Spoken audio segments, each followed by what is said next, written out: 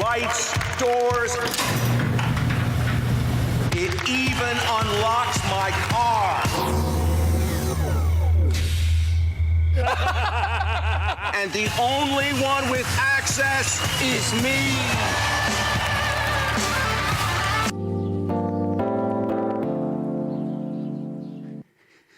Voilà le super pouvoir de l'homme connecté.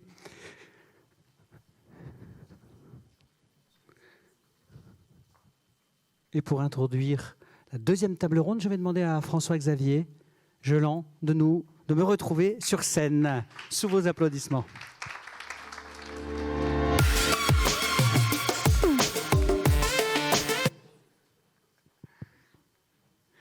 François-Xavier, une synthèse ou quelques éléments clés de cette première table ronde sur lesquels vous avez envie de revenir? Une bonne nouvelle, c'est que même si ça peut faire un peu peur, la dérision, ça fait toujours rire, mais c'est des vrais sujets, c'est des vraies questions. Et je trouve qu'avec une table ronde, on verra la deuxième, mais en tout cas la première, avec des intervenants de différents horizons, on se comprend. Enfin, je pense que personne s'est levé, personne n'est parti en courant. Ce sont des sujets tellement complexes que quelqu'un qui vient vous dire « je sais tout, je sais comment il faut faire », etc., ça n'existe pas. Et c'est bien avec un juriste, avec un expert de la cybersécurité, avec des gens de l'art. Nous, on ne connaît pas l'assurance, faut être clair. Donc, si on n'est pas capable de s'écouter, si on n'est pas capable de collaborer, on ne va pas y arriver, en fait, tout simplement. Alors, sur le bâtiment, comment pourrions-nous envisager justement la revalorisation de ce bâtiment par l'usage, par exemple? Vous connaissez la règle des 3 L. Alors vous n'êtes pas forcément agent immobilier, mais les agents immobiliers connaissent bien ça. La valeur d'un bâtiment, historiquement, c'était les 3 L. L'emplacement, l'emplacement, l'emplacement. La localisation, évidemment. Et c'est en train de changer, en fait. C'est-à-dire que vous pouvez, c'est d'ailleurs mesuré à New York, on est en train d'importer, vous avez peut-être entendu parler d'un label qui s'appelle Wired Score en France. Il y a déjà une centaine de bâtiments Wired Score en France. On mesure le taux de smart, le taux de connectivité d'un bâtiment. Et à New York, par exemple, entre 2 immeubles, ils peuvent être situés au même endroit. La façon dont ils sont connectés au réseau, la façon dont ils sont équipés en termes de services, leur donne la valeur résiduelle, la valeur fondamentale. Donc, il faut en fait imaginer qu'on n'a pas le choix. C'est-à-dire les bâtiments de demain, que ce soit un bâtiment de bureau, soit un hôpital, soit un hôtel, soit un logement, vont tirer leur valeur de ces services, en fait. Donc, la qualité des réseaux, la qualité des équipements qu'on va mettre dedans, la qualité des humains qui vont intervenir va être fondamentale. Et c'est ça qu'on voulait expliquer. Et on voit la convergence vers le smartphone. Le bâtiment devient un smartphone. Au début, on a tous le même smartphone. Vous l'achetez, on parlait d'Apple tout à l'heure. L'équipement qu'on reçoit au départ est le même. Au bout de 10 minutes, chacun l'a modifié, chacun l'a changé, chacun l'a fait évoluer. Et au fil du temps, il va continuer d'évoluer. Donc le bâtiment, grâce à ces services, comme des applications, on voit qu'on peut rajouter des applications, va s'étoffer et ça va donner de la valeur. Nous avions conclu cette première table ronde sur l'enjeu peut-être de la certification ou des niveaux de certification et dans lequel l'assureur pourrait avoir un rôle. Alors, évidemment, vous allez me dire, il est devant des assureurs, donc il va dire que ce sont les assureurs qui ont les clés du marché. Ça tomberait bien. Mais... Ça fait de longues années que je le crois sincèrement. En gros, on a les solutions, on a la technologie. C'est plus une question de technologie. Ce qui était le cas il y a 10 ans. Il fallait des fers à souder, il fallait des experts, il fallait des gens très, très, très, très compétents pour faire du smart. Donc le marché était tout petit. Aujourd'hui, grâce notamment aux objets connectés, les solutions techniques sont là en fait. Mais il y a des dimensions juridiques, il y a des dimensions éthiques, il y a des dimensions déontologiques, etc. Et surtout, j'ai parlé tout à l'heure de rupture de modèle économique. On ne sait pas financer le smart. Même si le smart ne coûte pas 2 fois le prix d'une installation classique, Dieu merci, évidemment que ça va coûter un peu plus cher. Donc vous connaissez les gens du bâtiment, ils vont aller à l'essentiel, au plus simple, au plus rentable. Et évidemment que le smart va être difficile à appréhender pour eux en fait. Donc la rupture de modèle économique, c'est imaginer comment on va financer le surcoût lié au smart. Il y a le surcoût frontal en termes d'investissement, et puis il y a le surcoût résiduel ou le surcoût récurrent, puisqu'on parlait par exemple d'un expert qui vient assurer la cybersécurité d'un bâtiment. Donc on voit bien que ça coûte plus cher que de ne pas avoir un bâtiment smart. Et donc, on avait des exemples, hein, vous avez sans doute suivi, l'assureur qui va sponsoriser ou offrir un détecteur de fumée connecté, parce que ça réduit le taux de sinistralité de ses clients. Donc là, on n'est pas dans le problème du client. Je parlais de confiance tout à l'heure. Je ne vais pas mettre 200 € dans un détecteur de fumée connecté si je ne sais pas où vont les données ou si je me dis dans un an, il sera obsolète. On a parlé d'obsolescence tout à l'heure. Donc, il faut trouver d'autres moyens. Évidemment que les prix vont baisser, évidemment que ça va se démocratiser, mais rien n'empêchera le promoteur ou le bailleur de mettre un détecteur de fumée à 2 €, puisqu'il en existe sur le marché. Donc, comment on va motiver les gens à s'équiper avec des vrais détecteurs de fumée qui sont efficaces et qui répondent, vous, à vos enjeux? Eh ben, il faut trouver, il faut l'imaginer. Je n'ai pas la réponse, vous n'avez pas la réponse tout seul. Nous, on peut travailler avec vous pour essayer d'imaginer ces modèles économiques. D'accord ? Sur l'assureur, aujourd'hui, il a les clés. Et quel type de clés il a entre les mains? Déjà, il a la confiance. J'ai dit tout à l'heure, si je paye une assurance, c'est que j'ai confiance dans cet assureur. Et si l'assureur me dit, regarde, on a un nouveau service à te proposer, on a commencé avec l'anti-intrusion, par exemple. Ça, c'est des services où je n'achète pas le système d'alarme, je fais confiance à mon assureur qui me dit, voilà le type d'objet connecté qu'on peut mettre dans ta maison. Et non seulement on te l'installe, mais on le maintient et on gère la télésurveillance, etc. etc. Donc, sur des sujets tels que l'incendie, l'inondation, l'anti-intrusion, et puis évidemment les personnes, hein, ce n'est pas le sujet évidemment des tables rondes, mais c'est le sujet qui est probablement le plus évident dans le monde du connecté, ça va être le maintien à domicile, ce que nous on appelle le bien vieillir à domicile. Tout le monde a envie de rester le plus longtemps possible à domicile. L'assureur a souvent, ou les gens de ces sujets-là ont souvent les clés de ça. Donc la confiance en termes de prescription, protection des données, donc là tout reste à faire, hein, parce que j'imagine que les assureurs ne sont pas déjà organisés sur ces sujets-là, mais dans la santé, dans l'automobile, on voit bien qu'il y a des vraies discussions, donc on aura la même démarche. L'écosystème, moi je travaille beaucoup avec les assisteurs, hein, IMA Protect, etc. Ils ont déjà les écosystèmes. Je parlais tout à l'heure de la certification AFNOR. Certains installateurs d'IMA Protect qui viennent installer la domotique chez les clients d'IMA Protect sont déjà certifiés AFNOR, par exemple. Donc on a déjà commencé à travailler avec eux, et le fameux modèle économique sur le financement. Alors, c'est pas rose, je dis pas que c'est simple, je dis qu'il va falloir y réfléchir. On voit qu'il y a des enjeux, il y a des challenges à relever. Alors ça n'engage que moi, on pourrait en trouver plus, mais c'est ceux qui me paraissaient les plus importants. Je reprends l'exemple de l'inondation. Il y a des détecteurs de fuite d'eau, ça on sait faire. C'est très peu déployé, donc il faut trouver un modèle économique pour qu'il y en ait de plus en plus. Mais l'intérêt, ce n'est pas juste de prévenir un client qui est à l'autre bout du monde, peut-être en vacances, il y a une fuite d'eau chez vous. Le futur de la maison connectée, c'est je coupe l'arrivée d'eau, tout simplement. D'accord ? Donc ça, tous les produits sont là. Ils sont à des prix encore indécents aujourd'hui. Donc, même sujet, trouvons des moyens. Mais on voit qu'on passe dans un nouveau sujet qui est la maison autonome. On parle de voiture autonome, donc c'est à peu près le même sujet. C'est que personne n'a envie de se lever le matin en se disant « chouette, je vais régler mon thermostat » ou « je vais revenir de vacances pour régler la fuite d'eau ». La maison, elle doit régler les problèmes toute seule, en fait. Le bâtiment doit régler les problèmes tout seul. Donc c'était votre intervenant l'an dernier qui parlait de bâtiments autonomes. Souvent dans le bâtiment, quand on parle de bâtiment autonome, c'est énergétiquement. C'est-à-dire il produit, il consomme, etc. Mais il est autonome du réseau énergie. Là, moi, je ne parle pas de ça. Je parle de l'autonomie en termes de comportement. Mon logement, si je veux plus de sérénité, si je veux apporter plus de sérénité à mes clients, je suis assureur, mon métier, c'est apporter de la sérénité, mais je dois faire en sorte, les 3 S de tout à l'heure, service, smart, simple. Donc là, il y a d'énormes enjeux à relever. On reprend la statistique et l'étude de tout à l'heure. Plus on a d'objets connectés, moins les gens sont contents. Donc là aussi, il va falloir trouver des solutions pour que ce soit simple. Je n'ai pas envie chez moi de me prendre la tête. Donc voilà les enjeux aujourd'hui que je vois. Globalement, pour conclure, l'enjeu, une fois de plus, il est collectif. collaboratif. On ne pourra pas, les ingénieurs, nous on connaît la technologie, hein, on ne trouvera pas la solution tout seul. Et si vous nous laissez tout seuls, c'est ce qu'on fait aujourd'hui avec les GAFA, hein, on les laisse tout seuls, ils font ce qu'ils veulent, et ben ils vont faire n'importe quoi.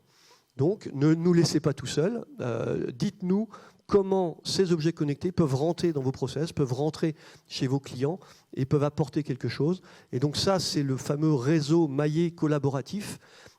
L'idée de la fédération ou de la SBA, c'est de faire en sorte que tout le monde travaille ensemble et apporte des choses. Moi, c'est ce que j'ai vu dans la table ronde tout à l'heure.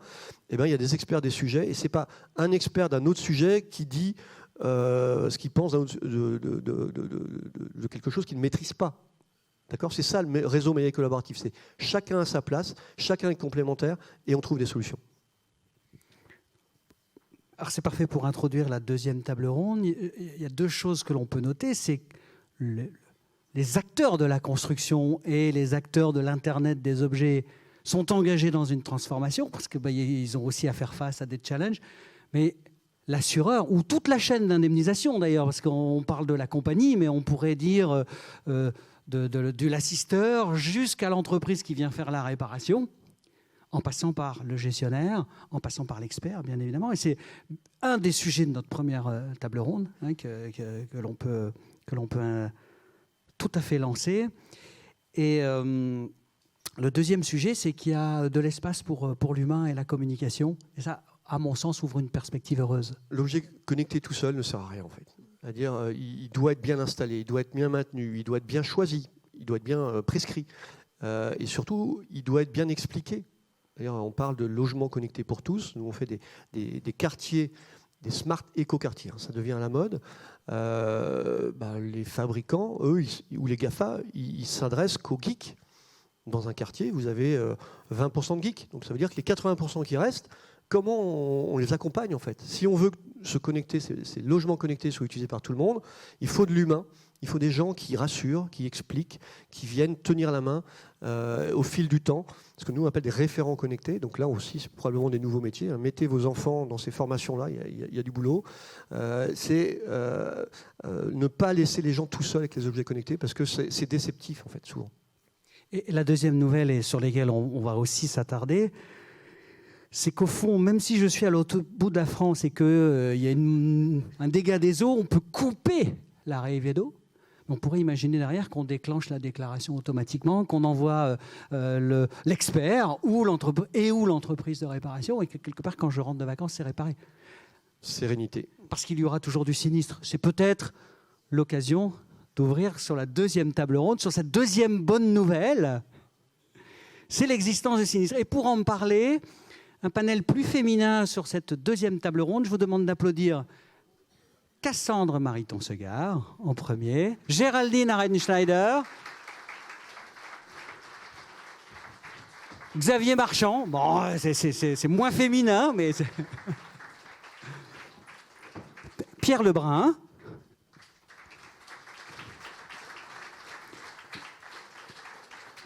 et puis sur cette deuxième partie, nous avions envie aussi d'être un peu interpellés ou peut-être un peu titillés, si je puis dire, par un spécialiste de la communication, parce qu'on sait que dans le cadre de l'indemnisation, il peut y avoir un enjeu de communication. Je vous demande d'applaudir Géraud de Vaublanc. Avec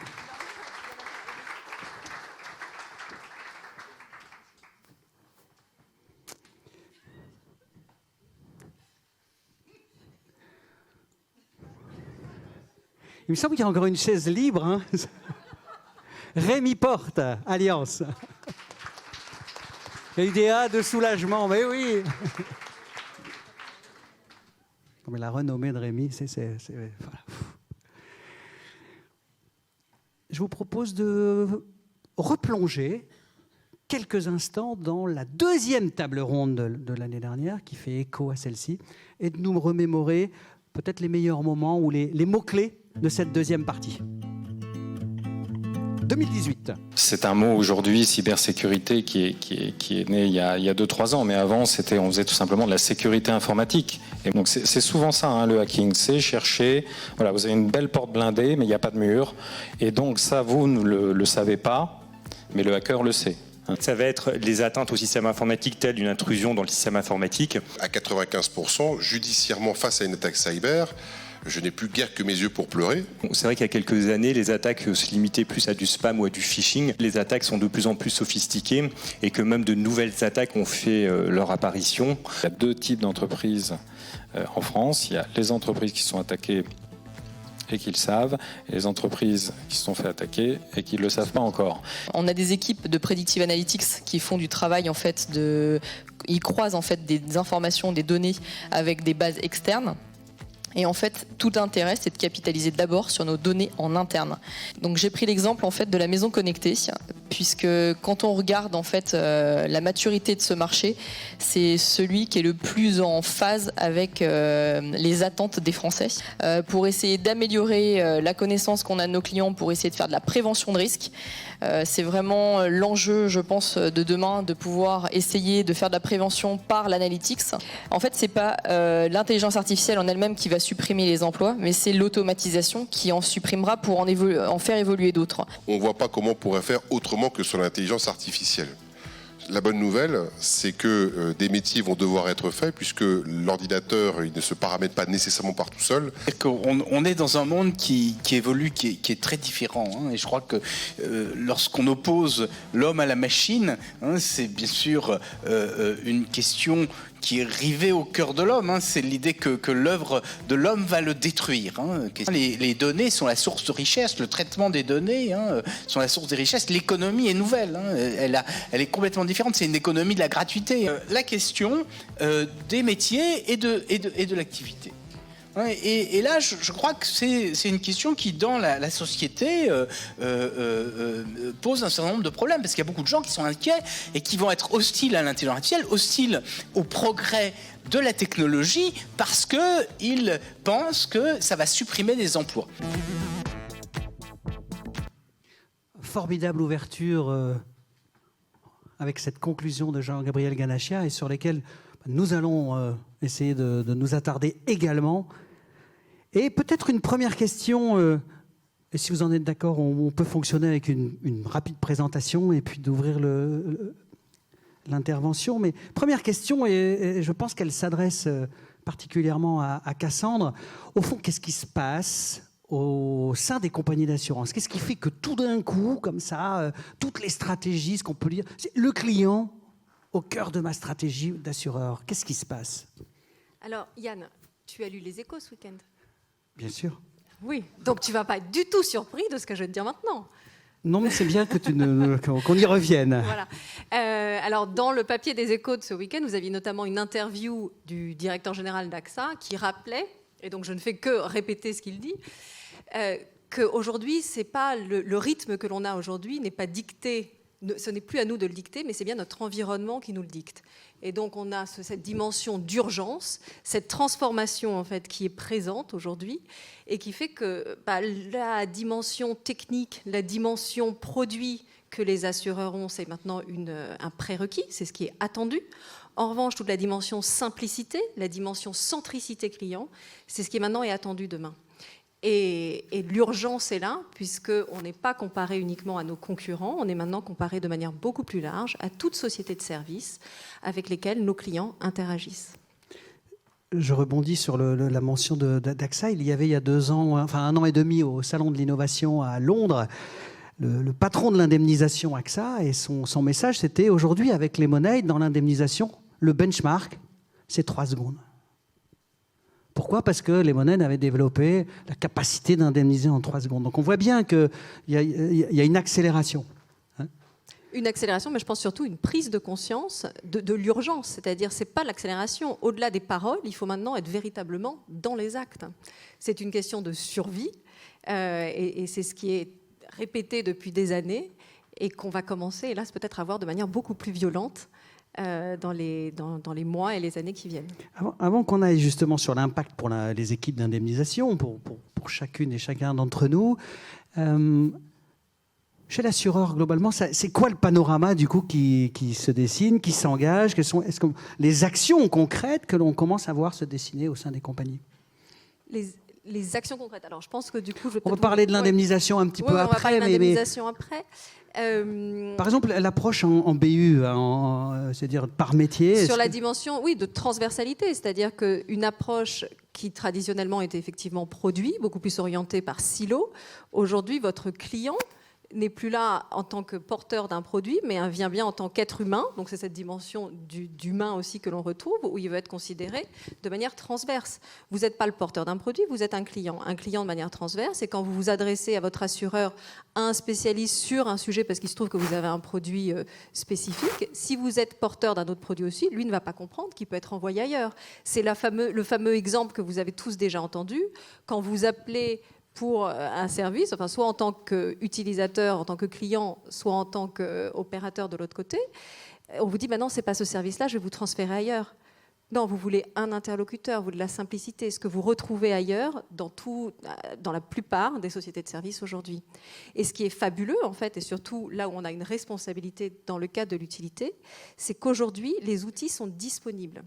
Les outils sont disponibles et il va donc de notre responsabilité de les utiliser, tant en termes d'efficacité économique, puisque c'est ce qui va apporter de la simplicité et du coup un gain opérationnel, mais également sur la dimension humaine, à la fois pour les collaborateurs et pour le client, puisque ça nous permet de délivrer une meilleure satisfaction à nos clients, plus de simplicité, répondre à leurs attentes, mais également responsabilité de la société de former ses collaborateurs à ces métiers de demain, à peut-être pas forcément métier, parce que ça peut être une transformation à la marge, mais en tout cas à la nouvelle façon d'aborder, de répondre aux demandes de clients. On ne parle plus de gestion de sinistre, on parle d'interaction avec des clients, d'apporter des réponses à des demandes clients. On ne parle plus d'actes, on parle encore une fois de demandes clients.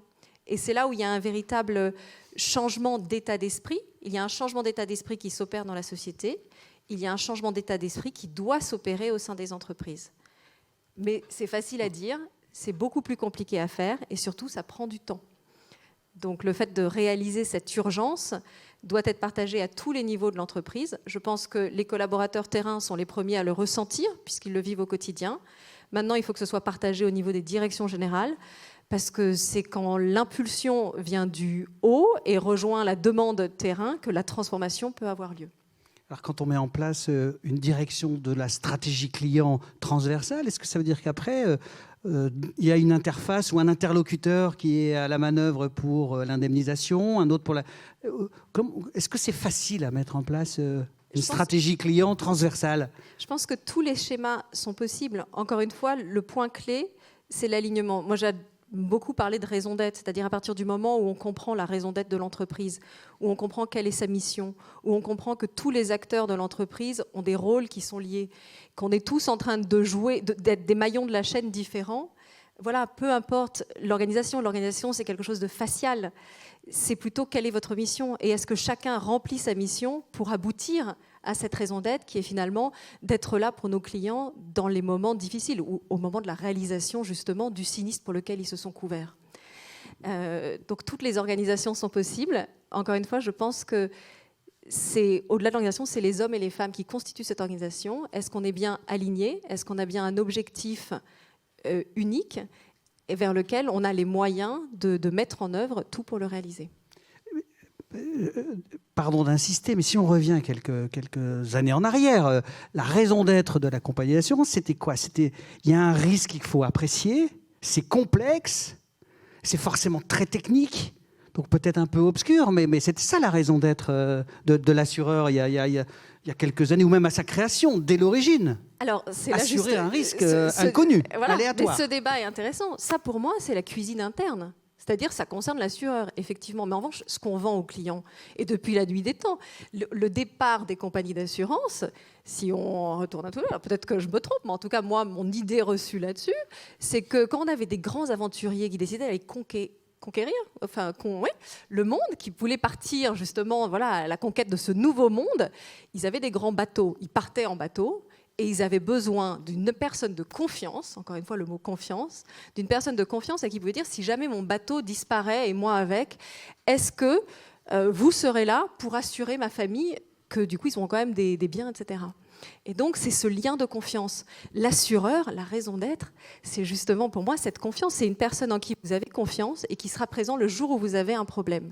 Après, la technicité, la problématique en interne de dire oui, mais du coup, pour pouvoir assurer de la bonne manière possible, pour ne pas prendre trop de risques, pour ne pas mettre en péril l'ensemble de l'entreprise, ça, c'est justement tout ce qui a été le fleuron aussi des compagnies d'assurance pendant de nombreuses années. Et pour moi, aujourd'hui, on est en train d'évoluer vers ce monde où le client reprend un positionnement plus important, différent. On est aussi dans un monde où il y a plus de concurrence, comme je le disais en introduction. On n'est plus comparé juste aux autres assureurs. Le client va peut-être choisir pour le produit, mais avec l'intelligence artificielle et autres, on va peut-être tous bientôt avoir les mêmes produits, au même tarif. Et du coup, qu'est-ce qui sera différenciant ? Pourquoi est-ce que j'irai chez un assureur plutôt qu'un autre ? Oui, pour l'interaction humaine que j'aurai. Peut-être parce que celui-là m'inspire plus confiance que l'autre, parce qu'il est présent au moment difficile. Enfin, c'est toutes ces questions-là qui, du coup, me ramènent sur le point de la raison d'être. C'est vraiment pourquoi je fais ce que je fais et pourquoi le métier d'assureur existe. Il n'existe pas pour la dimension technique. Ça, c'est la dimension, après, pratique. Comment je le mets en œuvre ? Mais pourquoi le métier d'assureur existe ? Parce que j'ai du mal à dormir la nuit et que j'ai besoin de quelqu'un pour m'aider à mieux dormir. Un côté service plus important que la complexité et un niveau de simplicité par rapport à la technicité. Mais est-ce qu'un contrat d'assurance, quand je suis victime d'un dégât des eaux, d'un incendie, est-ce que c'est facile pour moi assuré de dire dans les clauses de mon contrat, j'ai rapidement la capacité de savoir si je suis couvert, garanti ou pas ? Ça, justement, je pense que ça fait partie de tout le talent des assureurs passés. Quand tu parlais de technicité, de dire il fallait justement bien pouvoir rédiger pour exclure, etc. Et on y a pris un malin plaisir à rédiger des clauses très très complexes que finalement personne ne lit, ou quand on les lit, on ne les comprend pas. Enfin, pour c'est lorsqu'il faut indemniser, quoi, à ce moment-là. Et puis les réputations des assureurs. Et je dis ça de manière d'autant plus facile qu'avant d'être assureur, j'étais avocat. Donc c'est aussi une réputation terrible. Mais voilà, les assureurs sont des voleurs, etc. Alors que non. Non, vous avez vraiment cette dimension. Encore une fois, quand on retourne à la raison d'être, il y a peu de métiers aussi nobles que le métier d'assureur, puisque vous prenez le risque pour votre client. On prend le risque pour le client, et s'il se réalise, on sera là pour lui. Mais d'où ce besoin de transparence, ce besoin de simplicité, pour retourner à la substantifique moelle, qui est la confiance. Un échange d'homme à homme, de femme à femme, de confiance. Ce qui replace du coup toute l'indemnisation, les équipes d'indemnisation, qu'elles soient internes, externes, en coopération, partenaires, un peu plus au cœur des enjeux de la compagnie. C'est quand même intéressant comme évolution. Au cœur, bien sûr, parce que finalement, si on poussait à l'extrême, quand on parle d'une relation de confiance, au début, c'est la poignée de main. C'est nous qui, parce qu'il y avait cette perte de confiance, qui petit à petit avons mis en place des écrits, du juridique. Voilà, c'est la perte d'éthique, quelque part, qui du coup complexifie le juridique qui l'entoure. Mais si on retourne dans une relation d'homme à homme, on pourrait se dire aussi, voilà, je fais confiance à mes collaborateurs, aux collaborateurs de l'entreprise, pour lors d'un échange avec le client, sentir si, voilà, est-ce que c'est justifié ou pas. On parlait, Géraldine, de toute la dimension aussi aujourd'hui de type de réclamation qu'on peut recevoir, où parfois le client ne comprend pas l'application de la clause parce qu'il ne l'avait pas compris au moment de la souscription. Donc au moment de la réalisation, il y a cette frustration d'avoir l'impression d'être eu. Alors que si on traite, si on prend la position de voir le client de manière globale, si on comprend sa position, peut-être qu'il y a certains gestes commerciaux qui peuvent se justifier de notre manière. Et voilà, encore une fois, quel est notre métier ? La question est quelle est la raison d'être ? Pourquoi faisons-nous ce qu'on fait ? Est-ce qu'on est là pour appliquer de manière stricte des clauses ou est-ce qu'on est là pour challenger ces clauses pour qu'elles répondent véritablement aux besoins du client pour ne pas créer de frustration le jour où il y a un sinistre ? Alors, nous parlions d'alignement, je me tourne plutôt vers Géraldine parce que Géraldine, vous dirigez les équipes indemnisation chez QBE. Ouais. Et du coup, il y a un challenge qui est la transformation. Alors, est-ce qu'on peut en parler un peu plus et faire peut-être un focus sur quelques priorités sur lesquelles aujourd'hui nous devrions nous engager? Alors c'est vrai que l'idée, le challenge, c'est de voir comment est-ce qu'on va pouvoir intégrer toutes ces nouvelles technologies dans le process de gestion des sinistres et aussi dans le parcours client.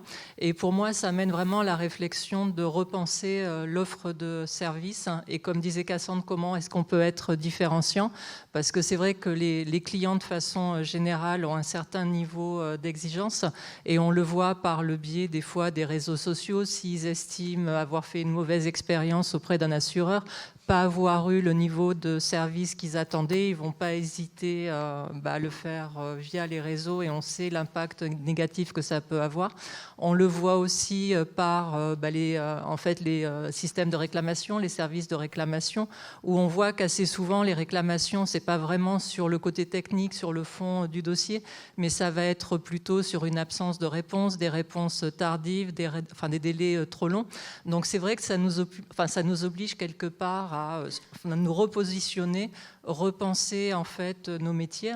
Et c'est là où nous, ce qu'on fait, c'est qu'on mène une réflexion par rapport à tout le parcours de gestion des sinistres et de voir effectivement comment est-ce qu'on peut utiliser tout ce qui est automatisation, intelligence artificielle, pour intervenir sur des tâches à moindre value ajoutée et justement redonner en fait aux gestionnaires du temps pour vraiment des tâches plus techniques avec plus de valeur ajoutée. Et ça peut se traduire tout à fait par exemple par des systèmes de triage de mails ou de courriers qui permettrait d'identifier des déclarations et de voir vers quelle équipe il faut les diriger, où on pourrait même penser à des dossiers qui seraient réglés vraiment de façon très rapide. Et c'est vrai que je pense que ça va tout à fait dans le sens de ce que recherchent les gens, c'est-à-dire pour une typologie de dossiers, de sinistres, ce qu'ils vont rechercher, c'est quelque chose de très rapide. En fait, ils ont besoin de rapidité, ils ont l'habitude d'avoir des échanges en instantané. Donc pour ces dossiers-là, on peut aller vers quelque chose de standardisé. Et puis après, vraiment, pour les dossiers qui nécessitent plus de technicité, se prendre le temps et là, faire appel à l'humain, en fait. Et c'est là où, justement, quelque part, on en parlait aussi, il y a une crainte des gestionnaires qui est de se dire, de toute façon, maintenant, on n'aura besoin que de robots pour gérer les sinistres. Et en fait, je ne pense pas du tout, quoi. Je pense que l'humain a tout à fait sa place sur une typologie de sinistre, mais effectivement, pour d'autres tâches, on pourra s'appuyer sur ces nouvelles technologies. On va revenir peut-être sur quelques chantiers. Je voulais interpeller peut-être Rémi, parce que la construction est une niche dans l'assurance dommage, 2 milliards de primes contre plus de 50 milliards. Est-ce que l'enjeu est le même côté construction, de se dire il faut repenser complètement l'expérience client, ou c'est moins stratégique à ce stade ? Non, ça reste stratégique, en effet, comme ça a été évoqué, je pense, pour l'ensemble de l'assurance. Donc c'est vrai que pour l'ensemble de l'assurance, on voit une vraie transformation tel que ça a été indiqué. On parle rarement de sinistre, maintenant on parle d'indemnisation, voire plutôt, on voit l'évolution qui n'est pas que sémantique, de parler vraiment de service client. On est un centre de solution, on est là pour accompagner. Donc c'est vrai qu'on est vraiment dans cette logique d'accompagnement du client, et en effet, je suis d'accord, je le vois chez nous, il y a une vraie question sur la raison d'être de l'entreprise, qui certes est un acteur économique qui doit dégager du profit pour exister, mais quand même... C'est la résultante pour moi. Voilà. Résultante, c'est ça. Si la raison d'être fonctionne, la résultante est le gain économique. Mais le seul moteur... pardon. Non, mais nous, on est tout à fait sur... Ça me passionne, clairement. Ah oui, non, mais nous, c'est clairement la logique du groupe. Maintenant, c'est la raison d'être, c'est la traduction littérale en français étant « nous sécurisons votre futur », c'est bien ça. Certes, il faut qu'on soit profitable pour exister, mais on voit un basculement, on nous explique que la raison d'être n'est plus que faire du profit, mais c'est vraiment accompagner. On voit une vraie évolution sur ces points-là, et après je termine ma parenthèse et je réponds à ta question. Aujourd'hui, on a des vraies questions. Est-ce que c'est bien d'assurer en dommage une mine dans un pays qui peut poser question? Donc on voit une vraie évolution qui est plus que le profit, et ça rejoint un peu la raison d'être. Donc, pardon. Après, sur la construction, il est certain que on s'inscrit dans cette dynamique-là. Alors, on est peut-être une petite branche à la profitabilité qui est discutable, surtout avec des taux bas, voire négatifs maintenant. Donc c'est un vrai sujet. Il n'en demeure pas moins que c'est un produit d'appel dans les grandes compagnies. On sait que le taux d'équipement de quelqu'un chez nous qui a de la construction, il a le plus gros taux d'équipement qu'ailleurs. Donc c'est un vrai produit d'appel, ce qui fait que c'est extrêmement important. Donc, dans le service client, c'est important pour nous de satisfaire le client, sachant qu'en plus, en construction, le client, il est un peu peut-être différent du simple dommage au bien. J'entends par là que le client, on sait qu'on va délivrer une garantie d'assurance à quelqu'un qui n'est pas le souscripteur du contrat, et potentiellement, s'il est satisfait, on a un rebond commercial qui est assez important. Donc, et c'est le cas également au-delà de la DO. C'est vrai qu'on a beaucoup d'actions directes en responsabilité des constructeurs. Donc, on sait qu'on a, dans la satisfaction du client, au-delà de l'immédiateté sur le dossier-là, on a potentiellement un rebond client qui peut être important pour les compagnies. Et ça, c'est pris en compte. Alors après, sur les évolutions, elles sont nombreuses aussi. Il y a le facteur temps qui est en train de se compresser. Ce qui pose des questions. J60, J90, voilà. Ça ne fait pas 3 secondes chez les Moneid. Voilà, mais ce qu'on rejoint, le débat qui a été évoqué, c'est de savoir à quel moment, qu'est-ce qu'on fait, les contraintes légales qui sont inhérentes, mais en même temps compresser un délai, en quoi on pénalise le bénéficiaire de la garantie. Ce qui pose des questions après entre assureurs sur les recours, conserver nos recours.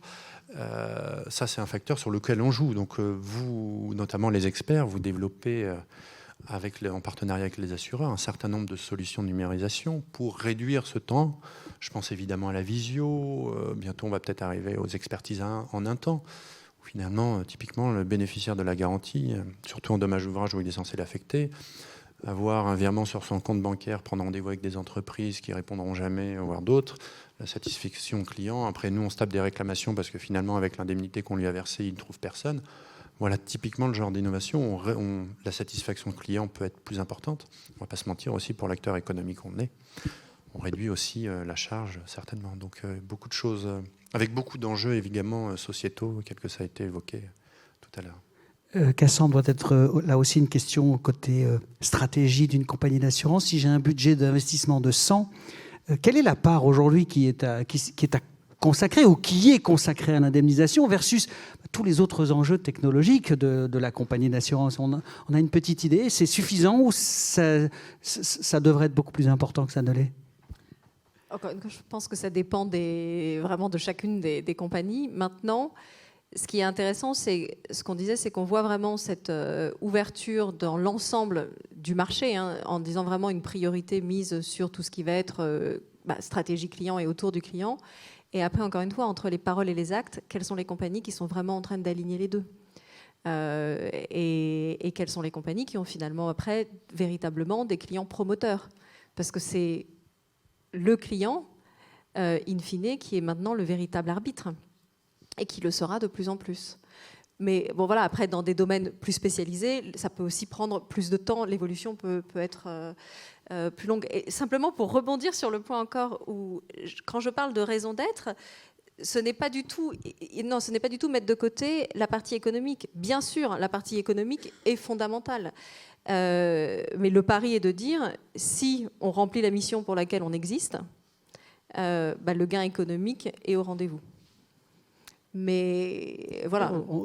C'est intéressant de voir qu'il y a, par exemple, des mutuelles qui s'annoncent comme des entreprises à mission dans le cadre de la loi Pacte. On voit une dimension RSE qui se développe de plus en plus chez les compagnies. Ça fait partie quoi, d'un effet d'image ou ça correspond petit à petit à l'alignement avec une raison d'être?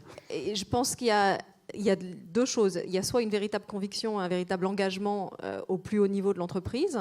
Et là, donc, il y a véritablement cet alignement. C'est aussi une vision beaucoup plus long terme, parce que bien sûr, le gain économique court terme, ce ne sont pas les mêmes décisions qui sont prises que quand on se place dans une dimension long terme. Maintenant, c'est aussi très à la mode. C'est ce qu'on lit un peu partout. Et du coup, si on ne le fait pas, quelque part, on n'est pas dans le coup. Mais encore une fois, c'est une question d'authenticité. Je pense que le challenge... on verra la différence, c'est aussi sur cette dimension d'authenticité, parce que les clients sont de plus en plus exigeants, enfin qu'on soit en B2B, en B2C, enfin les interlocuteurs humains qu'on a. Maintenant, différencier, c'est ça. C'est une question de valeur, c'est une question d'éthique, c'est une question de voilà, pourquoi est-ce que je choisis une compagnie plutôt qu'une autre? Pourquoi est-ce que je fais confiance à un interlocuteur plutôt qu'un autre? Géraud, l'homme de la communication, j'ai juste entendu le mot authenticité. C'est un acte de communication que d'afficher de l'authenticité. C'est un risque. Alors d'abord, je suis très très heureux de faire partie de cette table ronde très féminine où il y a royalement 2 femmes et 4 hommes. Mais bon, Alors moi, je suis effectivement le communicant de la banque. Nous avions pensé te déguiser, mais on a abandonné l'idée. En fait, moi, communicant homme, déjà, c'est pas mal. C'est pas mal. Hein. Voilà. J'ai justement 2 casquettes et c'est intéressant ce que disait Cassandre et toute la table ronde, parce que un de mes domaines d'intervention, c'est la stratégie des marques et comment on fait une grande marque. Et globalement, pour faire une grande marque, il faut 4 conditions. Il faut une raison d'être, et je partage ce que vous dites, Cassandre.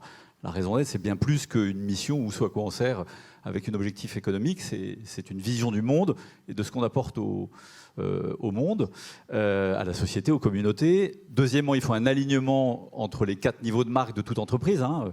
Une entreprise, elle a toujours 4 niveaux de marque. La marque commerciale, la marque corporate, la marque financière et la marque employeur. Et tout ça doit être aligné. Ensuite, c'est raconter une belle histoire. Et enfin, c'est être capable d'utiliser tous les canaux à sa disposition, hein, physiques et virtuels. Mais c'est aussi, et c'est ça qui est hyper intéressant, gérer ses risques. C'est-à-dire qu'il y a quelques temps, il y a quelques années, le gestionnaire de risque dans une entreprise, il était au secrétariat général, il était à la direction des risques, et ce n'était pas un problème de direction générale. Et aujourd'hui, effectivement, c'est devenu un problème de direction générale. Et donc, les bons modèles qui marchent, c'est d'être capable de réfléchir en même temps sa raison d'être et sa gestion des risques. Hein. Et c'est ça qui est très intéressant, parce que ça, c'est assez nouveau. Alors, pour en revenir sur ta question sur l'authenticité, oui, c'est devenu clé, mais pas simplement, pardon, je reprends votre expression, Cassandre, pour un effet de mode. Le sujet, il est qu'il y a, et ce mot a été, dès l'entrée de notre après-midi, prononcé par François-Xavier, et ressorti en fil rouge, on est dans un monde de défiance absolue. Moi, j'ai quelques chiffres. Le CEVIPOF, dans sa dernière étude, explique qu'en France, la confiance dans les entreprises, c'est 36%. 36%. Il y a 2 personnes sur 3 qui n'ont pas confiance dans les entreprises. Et pourtant, les entreprises sont beaucoup mieux placées que, et allons-y, les syndicats, 27%, les médias, 23%, et... Les avocats. Alors, les avocats, non, les avocats, ils sont hors concours. Pardon. Non. Non, mais je pense que les assureurs ont probablement... Alors, les assureurs ne sont pas très bien passés, mais les experts, c'est pas... je sais pas. Non, c'est bien sûr les partis politiques. Donc, comme on est dans ce monde de défiance absolue, si l'entreprise n'est pas capable d'avoir un discours, bien sûr séduisant, mais avec des axes qui suivent immédiatement, tout de suite, il y a le boomerang de la non-authenticité qui arrive. Et c'est pour ça que fleurissent des labels RSE, Bicorp aux États-Unis, etc., etc. Et c'est pour ça que 50 ans après le discours d'Antoine Riboud à Marseille en 1972, qui fondait une mission sur le projet économique et social de l'entreprise, hein, c'est intéressant de se dire 72. ça. Hein, le fondateur de Danone, c'était en 72. 50 ans après, on a eu la loi Pacte. Parce que c'est un processus extrêmement long. Mais quand il avait prononcé ça, c'était devant le CNPF à l'époque, hein, c'était le nom de l'actuel MEDEF, les gens le regardaient avec des yeux carrés, en lui disant « mais il raconte quoi, cette espèce de fou furieux ?» Puisque effectivement, à l'époque, la raison d'être de l'entreprise, c'était de gagner de l'argent. Et aujourd'hui, les choses ont évolué. Donc oui, il y a un vrai besoin d'authenticité. Et quand on parle, par exemple, de gestion de crise, parce que ça a été quand même l'un des sujets, on y reviendra peut-être tout à l'heure dans la table ronde, à un moment ou à un autre, la question que vont se poser les publics qui vous regardent, c'est est-ce que l'entreprise, face à son sinistre, face à sa crise, a été capable de faire preuve d'une certaine authenticité, c'est-à-dire d'amener des dimensions de responsabilité, d'éthique, où on ne cache rien, où si on a fait une bêtise, on le dit, et où on montre qu'en amont, on a travaillé pour prévoir, pour anticiper. Parce que dans une entreprise, on est attendu comme responsable. Donc l'authenticité est vraiment clé aujourd'hui, clairement. On va y revenir et regarder comment ça s'aligne, comment on peut aligner les équipes d'indemnisation. Mais Cassandre, peut-être un dernier mot puisque vous nous quittez. Oui. Juste sur ce point de label, je trouve ça très intéressant, le besoin d'avoir des labels. Donc le besoin d'avoir des labels, mais quelque part, alors peut-être que ma vision est trop utopique, mais si on a besoin d'un label, quelque part, c'est qu'il y a quelque chose qui ne va pas. Hein, c'est la dimension de quand on n'a pas l'éthique, on a besoin de mettre en place des lois. Parce que vous êtes défiante et que vous êtes comme tout le monde, évidemment. Et du coup, mon pari, c'est de dire, après, voilà, les plus beaux promoteurs de l'authenticité d'une société, c'est ses collaborateurs, c'est ses clients. Et du coup, voilà, investissons sur les collaborateurs, investissons sur le retour client, et là, on n'a plus besoin de label. C'est pour ça que je disais tout à l'heure... C'est pour ça que je disais tout à l'heure, il faut aligner les 4 marques de l'entreprise. La marque commerciale, c'est les clients. La marque employeur, ce sont les salariés. Et puis bien sûr, il y a la marque corporate, les valeurs. Et la marque financière, parce qu'il faut aussi parler au marché financier. On parlera RH. Et d'ailleurs, Nicole Degbeau va nous rejoindre et être très attentive sur le débat. Et Cassandre nous quitter avec tous nos remerciements sous les applaudissements. Alors, Géraldine, on parle d'authenticité. Comment on aligne quelque part les équipes d'indemnisation sur ce projet d'authenticité? Est-ce qu'on peut prendre des cas concrets à l'œuvre aujourd'hui ou à l'étude? En fait, ce que je pense qui est important, c'est qu'on embarque les équipes de gestionnaires sinistres et aussi tous nos partenaires, c'est-à-dire qu'on ait une vraie compréhension des challenges, qu'on explique bien dans quelle direction on va et qu'on arrive à créer des synergies avec les partenaires et avec toutes les parties prenantes lors d'un sinistre. Et je pense qu'effectivement, tout ce qui va être la communication, on voit bien que les gens, ils ont envie de savoir où ils en sont. Quand il y a un sinistre, très rapidement, ils ont besoin de savoir si on l'a bien reçu, si on a, quelles sont les références du dossier, qu'est-ce qu'on va faire. Donc c'est vrai qu'on a des outils qui, par exemple, de partage de plateformes, qui permettraient justement à nos clients d'aller voir où en est un dossier. Enfin, il y a un vrai besoin de communication et de voilà, on est un peu sur cette idée-là où en fait les gens ils veulent savoir un petit peu où on a un sinistre, si le dossier est ouvert, si l'expert a été missionné, s'il a déposé son rapport.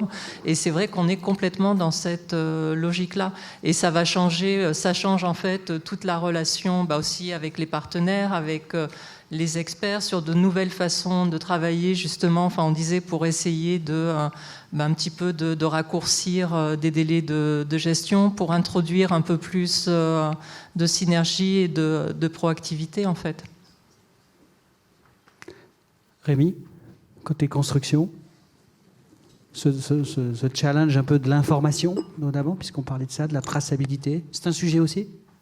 Oui, forcément, les clients, c'est vrai que quand on regarde nos clauses types, c'est pas très sexy. On voit que juste pour la déclaration, pour notre déclaration réputée constituée, quand on voit qu'on écrit encore, alors il écrit, on a X jours pour lui dire qu'il manque telle pièce, il doit nous réécrire pour envoyer les telles pièces, ça marche au point de départ. C'est vrai que ça paraît assez archaïque au regard du monde moderne. Donc il y aura quand même, il y a un sujet en effet un peu comme lorsque maintenant on travaille, lorsqu'on va au supermarché, on passe nous-mêmes nos articles.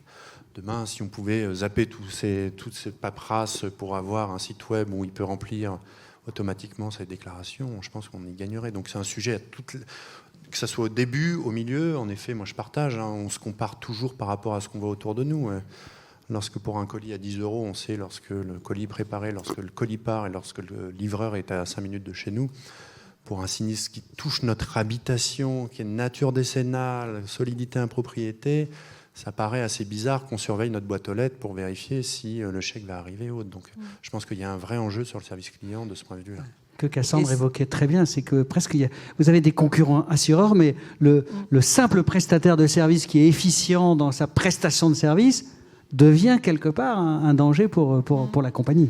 Et c'est vrai que je pense que pour nos équipes en interne, il y a aussi tout un travail de pédagogie et de formation, parce que c'est vrai que les gens ont eu l'habitude de fonctionner selon un certain schéma pendant des années. Et là, c'est un peu une mini-révolution culturelle. On leur demande de repenser leur métier, de repenser les process de gestion de sinistres, de voir comment est-ce qu'on peut intervenir, raccourcir, rendre les choses plus proactives. Donc c'est vrai que c'est un peu un chamboulement. Il y a vraiment besoin d'accompagnement, d'expliquer. Et c'est un travail à tous les niveaux. Enfin, pour moi, c'est vraiment un changement dans la façon de travailler. Alors, est-ce que ça concerne l'assureur dommage, construction? Est-ce que, par exemple, le modèle de la protection juridique, il est intéressant parce qu'on a plutôt un accueil téléphonique avec déjà de l'assistance et du service, du conseil, avant que même d'enclencher. Est-ce que c'est un modèle vers lequel on pourrait tendre dans le dommage ou la construction, où il faut réinventer et repenser? En fait, ce que je pense, qui est important, c'est qu'aux différentes étapes du dossier, les gens aient de l'information, ils sachent où on en est. Par exemple, si un expert est missionné, ils savent que c'est une étape, ils savent d'ici combien de temps, en gros, il y a peut-être un rapport qui va arriver. Je me dis, par rapport aux lignes de business, peut-être que le besoin est différent, mais je pense que pour les gens, pour le client, il y a vraiment un besoin de savoir où il en est, il a besoin d'avoir de la visibilité en fait. Donc ça dépendra, peut-être que ça ne sera pas un accompagnement de chaque instant, mais c'est vraiment de lui donner de la visibilité. S'il a besoin à un moment d'avoir de l'information, et c'est vrai qu'on a l'habitude, dans notre vie, on peut aller chercher de l'information après les horaires de travail, à n'importe quelle heure. Ça pourrait être aussi une réflexion que... je sais pas, un risque manager ou quelqu'un qui aura une disponibilité tard le soir ou à un moment de la journée où il a envie d'aller voir, tiens, où en est mon dossier, qu'il ait la possibilité d'aller le voir, qu'il puisse aller déposer des documents, qu'il puisse poser une question, qu'il y ait de l'échange. Je pense que c'est ça, quoi. C'est une certaine souplesse et flexibilité dans la communication. peut aider énormément. Voilà, de transparence et de visibilité en fait sur le sinistre. Mais Rémi, un expert qui a relancé pour avoir un devis qui n'est toujours pas arrivé, il n'y a pas besoin de donner de l'information. Un expert qui est il ne se passe rien dans le dossier parce qu'on attend un devis. Est-ce qu'il n'y a pas besoin d'en informer le gestionnaire? Obligé de rendre des... Alors c'est justement que là, des fois, ça peut générer... Qu'est-ce qu'il y a, Didier? C'est pas une bonne question? Non, mais c'est peut-être là où, en gestion des sinistres, des fois, on a un peu péché parce que on avait l'impression que le dossier suivait son cours. On n'avait peut-être pas la même notion de l'urgence qu'un client. Et c'est vrai que des fois, on ne pense pas à communiquer. Alors, c'est aussi un peu anglo-saxon de communiquer simplement pour dire, voilà, on attend tel document, on ne l'a pas encore reçu, on reviendra vers vous d'ici 3 semaines. En fait, je pense que ça donne vraiment de la visibilité aux gens. Et dans ce cas-là, ils ne vont peut-être pas relancer toutes les semaines. Mais je pense que là où des fois, ce qui peut être un peu angoissant ou frustrant, c'est de ne pas savoir ce qui se passe, de ne pas savoir où on en est, de ne pas savoir si le dossier est bloqué, si on attend quelque chose. Et je pense que là, c'est un axe vraiment d'amélioration et où il y a vraiment une attente forte. C'est sûr que maintenant, je pense que ça devient inaudible de ne pas avoir d'informations, aucune plateforme pour en chercher de l'information. Et après, on en revient en méthode classique du téléphone où on peut être baladé à droite à gauche. Donc je sais que maintenant, il y a beaucoup d'axes. Nous, je sais que, pas en DAB, mais en assurance vie, maintenant, il y a même de l'intelligence artificielle, pas que pour le physique, mais aussi pour les appels, pour pouvoir orienter le plus possible et pas attendre. Attendez, c'est vrai que maintenant, je pense que c'est inaudible. Attendez, 42 déjeuners, rappelez dans 1 heure. Je pense que là, c'est de plus en plus compliqué vis-à-vis du service client d'avoir ce genre de réponse. Oui, je pense que quand vous disiez ça fait un peu anglo-saxon, c'est simplement que les anglo-saxons ont compris que c'était indispensable parce que la société a évolué et que si on se met à la place de n'importe quelle personne, comme dans la vie de tous les jours pour le cinéma ou pour des choses sans enjeu, on l'a vu, l'information est partout, elle est en temps réel, on ne peut pas comprendre qu'on n'ait pas l'information quand on le veut. Donc oui, c'est un côté un peu artificiel, oui, sortir 4 fois le même message en disant... on peut rien vous dire, etc. C'est embêtant, mais 1 ou 2 fois pour donner des jalons et une visibilité, c'est aujourd'hui un dû. C'est pas simplement un must-have, c'est vraiment un dû. Aussi basique que ça. Quand on mesure les insatisfactions ou les réclamations, on est plutôt sur quelle typologie de réclamations ou les plus importantes ou les plus significatives? Alors, de mon expérience, en fait, ce qui revient assez souvent, c'est... on n'arrive pas à vous joindre, on n'a pas de réponse, vous aviez dit que vous reviendrez vers nous, vous êtes parvenu vers nous. Mais c'est ce que je disais, c'est rarement la position que vous avez prise est complètement abracadabrant.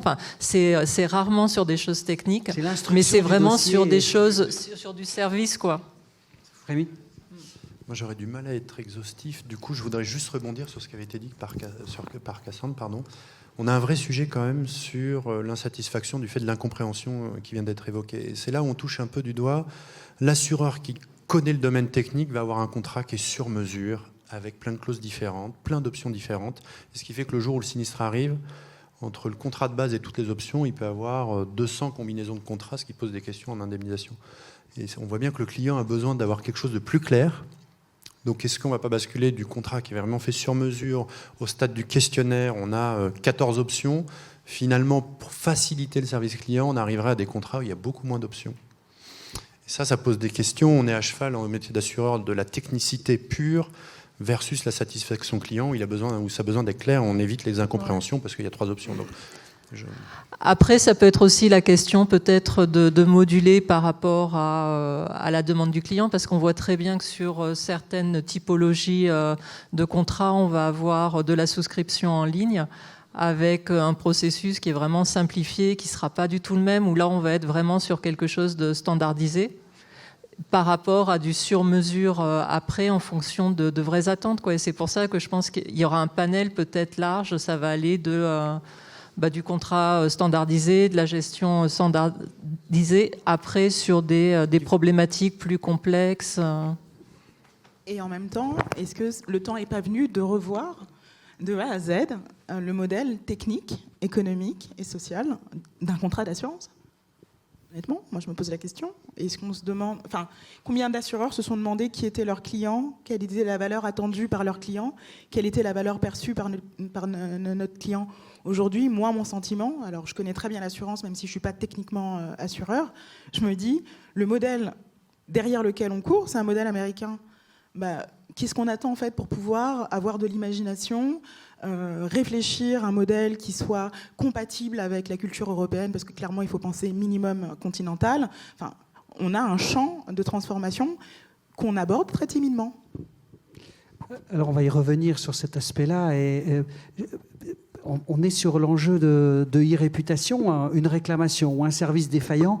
Je voudrais qu'on revienne sur les risques quand même de l'inefficacité d'un service d'indemnisation, quel que soit d'ailleurs le responsable. Ça peut être l'expert qui n'est pas diligent, ça peut être l'entreprise, et pas forcément que la compagnie. L'enjeu de réputation, parce que c'est le risque. Je pense qu'on le vit tous. Le risque, c'est qu'aujourd'hui, on est dans un monde extrêmement bavard, extrêmement vocal, où toutes les professions parlent, alors que ce n'était pas le cas il y a quelques années. Les juges parlent, les avocats, on fait des battles d'avocats maintenant les meilleures plaidoiries passent au cinéma, les juges d'instruction se battent par communiqué de presse interposé pour avoir les affaires, bien sûr les politiques depuis très longtemps, les patrons d'associations. Donc le moindre grain de sable donne lieu à une espèce d'effectivement d'orchestration totalement inaudible de sujets avec... Et pardon, c'est des tartes à la crème que je vous sors, avec le sujet évidemment de la caisse de résonance des réseaux sociaux, avec ce phénomène des micro-influenceurs, des influenceurs, des macro-influenceurs. Certains ont des millions de followers, d'autres en ont moins mais sont très influents, d'autres en ont très peu mais sont particulièrement actifs. Plus le phénomène des pétitions en ligne aujourd'hui. Si Jacqueline Sauvage a été, vous en souvenez, il y a quelques années, graciée par le président de la République, l'ancien, c'était pas parce qu'elle était gentille ou parce qu'il l'avait décidé, c'est parce qu'il y avait une pétition en ligne. Si Roman Polanski n'avait pas pu présider le Festival de Cannes il y a 2-3 ans, c'est parce qu'il y avait une pétition en ligne. Donc on voit bien que cette société civile est devenue bavarde, elle a parfaitement compris comment elle pouvait prendre la parole. Donc sur un sujet, par exemple d'indemnisation, autour d'un risque, surtout si on est dans un environnement où, tiens, c'est avant une élection, où il y a un député un peu excité dans la zone de l'école qui s'est effondrée, où il y a... etc., une histoire à raconter, et bien là, on rentre dans une espèce de lessiveuse où si on ne connaît pas sa cartographie des publics, si on ne connaît pas bien les journalistes, si on ne connaît pas bien la manière dont est structuré l'écosystème des pouvoirs locaux ou nationaux, eh bien on rentre dans une espèce de cauchemar. C'est comme ça que ça marche. On le vit, on se dit, mais pourquoi est-ce qu'on entend parler à la une d'un truc qui a l'air d'être vraiment une affaire à la 3 petits points, enfin à la corne-cul, quoi. Parce qu'il y a un phénomène qui, quand on additionne les intérêts, le besoin des journalistes de remplir un espace médiatique, parce qu'aujourd'hui, il n'y a plus de radio, il n'y a plus de télé, il n'y a plus de journaux. Un journal, il a son site internet. Une radio, elle a son studio de télé, elle a son site internet. Donc vous multipliez tout par X, ça veut dire qu'il faut bien nourrir tout ça. Il faut le comprendre. Et je passe sur le fait qu'en plus, le monde médiatique a beaucoup évolué. Aujourd'hui, les journalistes sont malheureux, ils n'ont pas d'argent. Le digital a tué les régies publicitaires, donc ils travaillent moins bien qu'avant, ce qui fait qu'ils disent moins de choses tout à fait, comment dirais-je, crédibles, parce qu'ils n'ont pas le temps de travailler les dossiers. Et maintenant, la société quasiment accepte qu'il y ait des fake news qui soient également produits par des journalistes. Donc, il ne faut pas s'étonner qu'au bout du bout, il y ait des problèmes d'irréputation, mais pas simplement de irréputation, de réputation tout court, hein, sur la toile comme dans le monde physique, et que dès qu'il y a un grain de sable dans une mécanique, mais des choses aussi bêtes que ce que vous avez signifié, c'est-à-dire on peut avoir une espèce de montée d'adrénaline sur le fait qu'il y a eu j'en sais rien, un cabinet d'assurance qui n'a pas répondu dans les délais. Et il y a un député qui dit, voilà, cette pauvre dame, elle attend sa réponse d'indemnisation depuis 15 jours, et c'est repris le matin par la radio. Et voilà. Donc ça veut dire qu'il faut prendre des précautions très lourdes en amont pour préparer tout ça. On en revient toujours au même y compris au moment de l'indemnisation. Mais la société, pour faire écho à l'interrogation de Nicole, mais la société européenne ou continentale, elle est aujourd'hui dans le même esprit que la société anglo-saxonne, où on n'est quand même pas sur cette dimension-là. C'est le sens de l'histoire. C'est le sens de l'histoire, oui. Complètement. Oui. Bon, il n'y a que le métier d'avocat, en fait, qui ne change pas, Xavier. Oui et non, on vient de dire que justement, ils devenaient des communicants. Jamais on changera, parce qu'a priori, on ne va pas nous refaire le truc comme ça. Le métier d'avocat a d'autant plus changé peut-être que, contrairement des assureurs, l'avocat est relativement une structure légère, donc soumis finalement à des aléas, ou en tous les cas aux demandes des uns et des autres qu'on a après en bout de course. On parlait d'urgence. C'est urgent pour le sinistré qui transmet à l'assureur pour lequel il est urgent d'apporter une réponse. Mais comme tout ça finit en ligne, et ça finit urgemment chez l'avocat, où on veut une réponse urgente, étant précisé que c'est un monde assez concurrentiel où on nous a assez rapidement expliqué que comme on ne paye que de la valeur ajoutée, il y a certaines choses, et si on l'a fait 3 fois, c'est que finalement, c'est peut-être pas tant de valeur ajoutée que ça. Bon. On survit, comme les mauvaises herbes, on survit. Donc oui, c'est un métier qui a changé. L'avantage, c'est qu'on est peut-être plus souple parce que plus léger. Donc l'avocat aujourd'hui est numérique. L'avocat aujourd'hui, on le voit d'ailleurs par comparaison avec les directions juridiques ou directions sinistres avec lesquelles on travaille. Nous, il est habituel d'avoir 15, 20, 30 bases de données. On travaille ça de manière totale. On a intégré cela. Alors, je ne dis pas qu'on les consulte tous les jours, mais on a les capacités de le faire. Nous, les avocats, nous subissons l'attaque des legal tech, où on nous a promis que bientôt, par certaines choses, il suffirait de faire abracadabra. Justice prédictive. Hein. Justice prédictive. Bon, c'est utile, mais on voit que ce n'est pas encore là. Mais c'est intéressant parce que, d'une certaine manière, on attend de nous de savoir de manière assez évidente, d'une certaine manière, naturellement, vous savez, maître, oui, enfin, maître, Xavier, dans la meilleure des hypothèses, quand c'est pas qui déjà. Donc, il faut qu'on sache tout de suite, il y a un conseil pertinent, une réponse pertinente à finalement souvent une question qui n'est pas forcément très très bien formulée, ou du moins qui pourrait être mieux formulée. Donc, l'avocat change, mais l'avocat aujourd'hui a, sous la pression, finalement des outils numériques, on le parlait, mais même des modes de fabrication. Aujourd'hui, on s'interroge beaucoup au barreau de Paris sur ce qui va devenir de nous. Aujourd'hui, on a compris que déjà, il y a une chose qu'on n'est pas. On n'est pas dispensateur de droit. Il y a une chose qu'on n'est plus. On n'est plus autorité. Mais il y a une chose qu'on doit devenir, c'est finalement, on en parle beaucoup, hein, mais finalement, c'est ne faites plus de droit, ne faites plus d'autorité, trouvez-nous une solution utile, rapide, quelles que soient les méthodes, et aidez-nous dans ce chemin. Et on en reparlera tout à l'heure, mais la nature des missions qu'on peut avoir, alors il y a ce traditionnel, tu vas une expertise judiciaire et autres, bon, mais la mission qu'on voit de plus en plus fleurir, nous avons été contactés fin juin, début juillet par une grosse société qui nous a dit, en fait, ce dont on a besoin aujourd'hui d'un avocat, c'est du project management. Alors, on l'avait beaucoup mis en avant, mais c'est la première fois qu'on venait véritablement nous voir en disant, aujourd'hui, finalement, votre recul, le fait que vous avez pris l'expérience auprès de beaucoup de personnes, que vous avez fait vous-même beaucoup d'erreurs, et ce qu'on veut aujourd'hui, c'est peut-être la capacité à réfléchir avec nous à la manière dont on peut aménager le processus qui va, in fine, permettre de réconforter le client. Donc c'est vrai qu'aujourd'hui, notre métier peut-être ressemble de plus en plus à du consulting, plus qu'avant, où c'était plus de dispenser un savoir qu'on n'a peut-être d'ailleurs plus. Excellente transition avec la révolution dans le métier de l'expert que Pierre va évoquer. Mais si je reprends et je reformule donc un peu vos premiers retours, c'est qu'on voit que les bouleversements ou les transformations, on a compris avec Cassandre un peu la raison de ces transformations. On a bien vu avec Rémi, Géraldine, que dès la déclaration, on peut intégrer du digital, on peut essayer d'accélérer les choses. Au niveau de l'instruction du dossier, à un moment, on envoie un prestataire qui s'appelle un expert. Et alors, lui, l'expert, comment voit-il son métier évoluer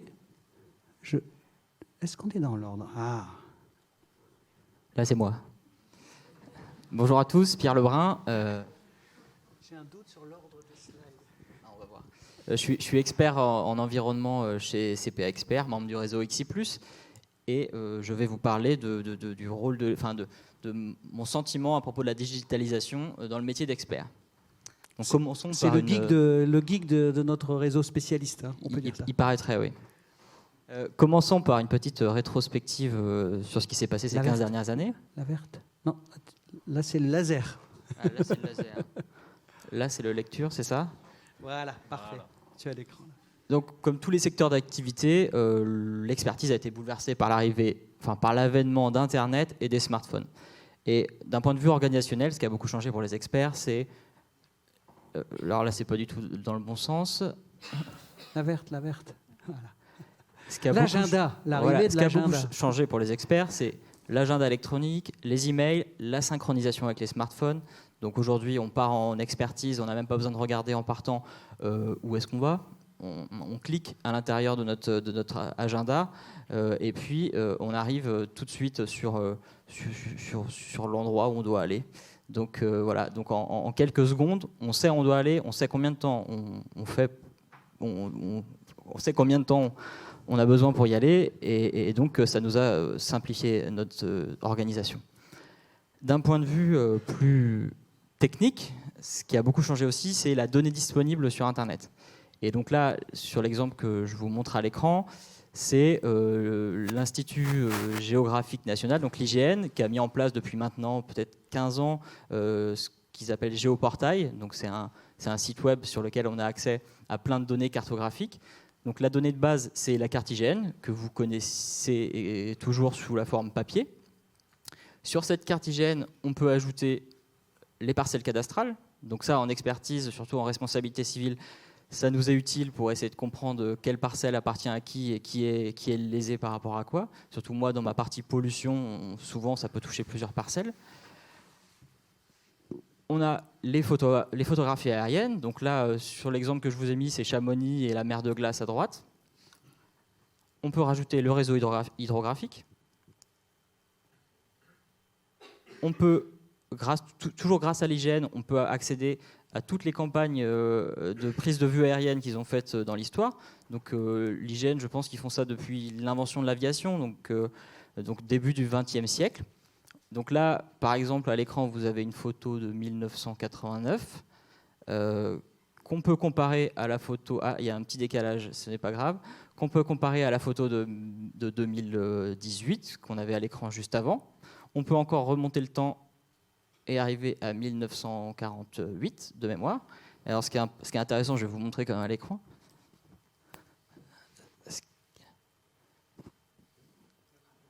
Le petit verre. Ici, ça c'est la mer de glace actuellement, et donc elle arrive jusqu'ici à peu près, et encore c'est tout fin dans cette zone-là. Et à l'époque, en 1948, ça remontait jusqu'ici. Donc il y a quelques centaines de mètres de différence, et après en épaisseur de glacier, il y a quelques dizaines de mètres, je crois. Et après, en 1989, comme ça on peut voir l'évolution, en 1989 ça donnait quoi? En 1989, donc c'était il y a 30 ans, il y avait encore, donc là, la glace s'arrête ici, et là, alors là, vous voyez peut-être pas très bien à l'écran, mais on arrivait encore jusqu'ici. Donc voilà, c'est pour vous illustrer ce qu'on peut faire avec les données disponibles en ligne quand on est expert. Un certain nombre d'événements ou de faits, quoi. Exactement. Alors, je ne suis pas glaciologue, donc je ne m'amuse pas à faire de la mesure de glacier tous les jours, mais là, c'était un exemple qui était plus parlant pour aujourd'hui. On a aussi le BRGM, donc le Bureau de recherche géologique et minière, qui est un organisme d'État et qui a lui aussi sa base de données. Donc lui, il est orienté géologie. Donc là, c'est la carte de France, la carte géologique de France. Mais si je zoomais, je pourrais aller voir sur chaque coin en France quelle est la géologie. Toujours avec le BRGM. Présence d'argile, par exemple. Par exemple. Pour la sécheresse. Exactement, tout à fait. Là, cette carte qui est remplie de points, donc ces points, c'est quoi? C'est une base de données qui s'appelle BSS.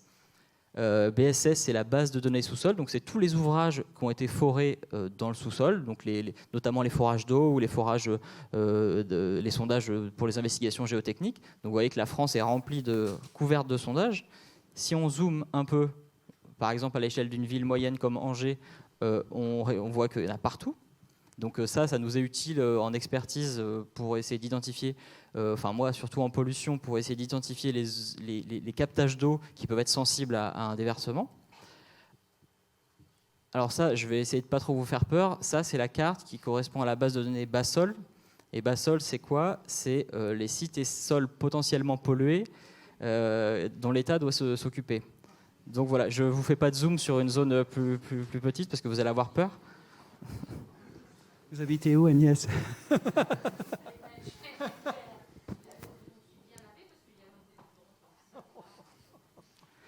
Donc voilà, ça c'est ce qui a été déployé de ces 15 dernières années et notamment les données qui sont disponibles sur Internet, ça nous a changé la vie d'un point de vue analyse des dossiers.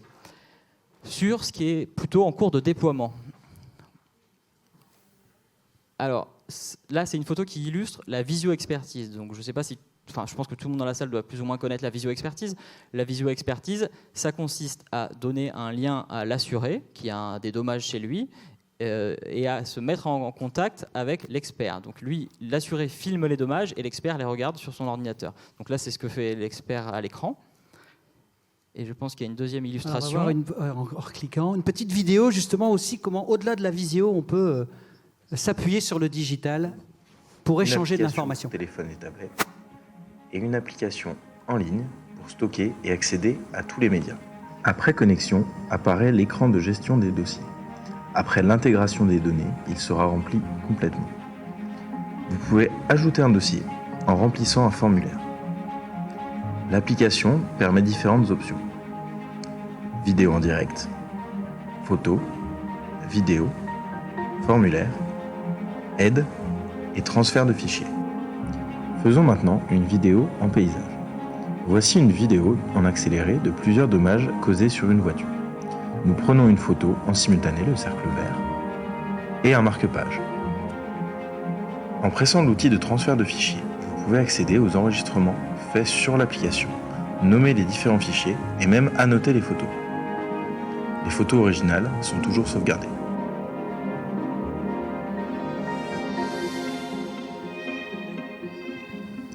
Quand un fichier est envoyé en ligne, il est immédiatement supprimé de l'application. Ainsi, les fichiers ne peuvent pas être corrompus ou partagés sur les réseaux sociaux. Si besoin, un autre type de formulaire peut être ajouté. Ici, nous ajoutons un formulaire de consentement avec signature, avec possibilité d'ajouter des enregistrements complémentaires. Comme vous pouvez le voir, les dossiers sont stockés sur une plateforme en ligne. En cliquant sur un dossier, les informations telles que l'heure, la date et la localisation GPS sont affichées. Description et preuves inclus. L'onglet Annotation montre toutes les photos annotées et les différentes notes prises. Des informations complémentaires sont aussi disponibles, comme le téléphone utilisé pour prendre ces enregistrements. Le fichier est ensuite ajouté au dossier, incluant les miniatures des preuves. Le fichier peut être partagé totalement ou en partie, en interne ou non, aux différents prestataires, avocats et autres, par email.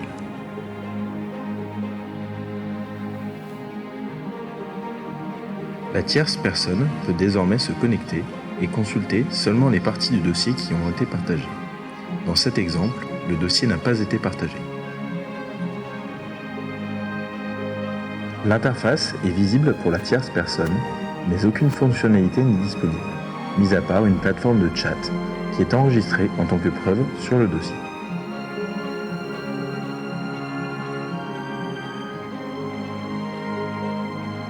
L'expert peut voir si les informations partagées ont été consultées ou non. Ici, comme nous pouvons le voir, la fonction chat a été utilisée. Le menu de partage montre qui peut accéder au dossier et le menu de consultation montre qui a visionné le dossier et quand. Donc voilà, on voit qu'aujourd'hui, la visio, au-delà de ça, l'expert, par exemple, dans son bureau embarqué, il dispose d'interfaces d'échange pour, bien sûr, des fichiers photos, pour réaliser une visio-expertise en live, mais également, il peut s'appuyer sur un enregistrement de vidéo. Et derrière, j'ai toute la traçabilité, j'ai le faisceau de preuves qui peut-être judiciairement vont venir être recherchés. Et on voit avec la grande fluidité aujourd'hui des technologies que l'on pourrait communiquer de meilleures informations et puis accélérer le traitement d'un dossier. Alors, reviens voilà, juste en arrière.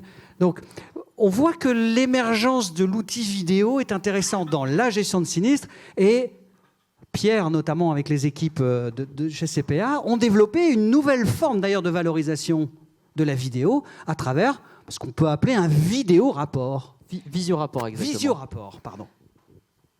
Alors, le visiorapport, oui, c'est un produit qu'on développe depuis quelques années chez CPA Expert et XI+.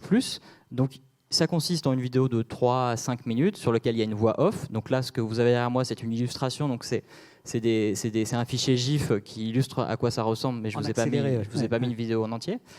Et l'intérêt pour le gestionnaire, c'est de comprendre le sinistre en 5 minutes. Le deuxième intérêt pour le gestionnaire, c'est de pouvoir expliquer à sa hiérarchie facilement le sinistre.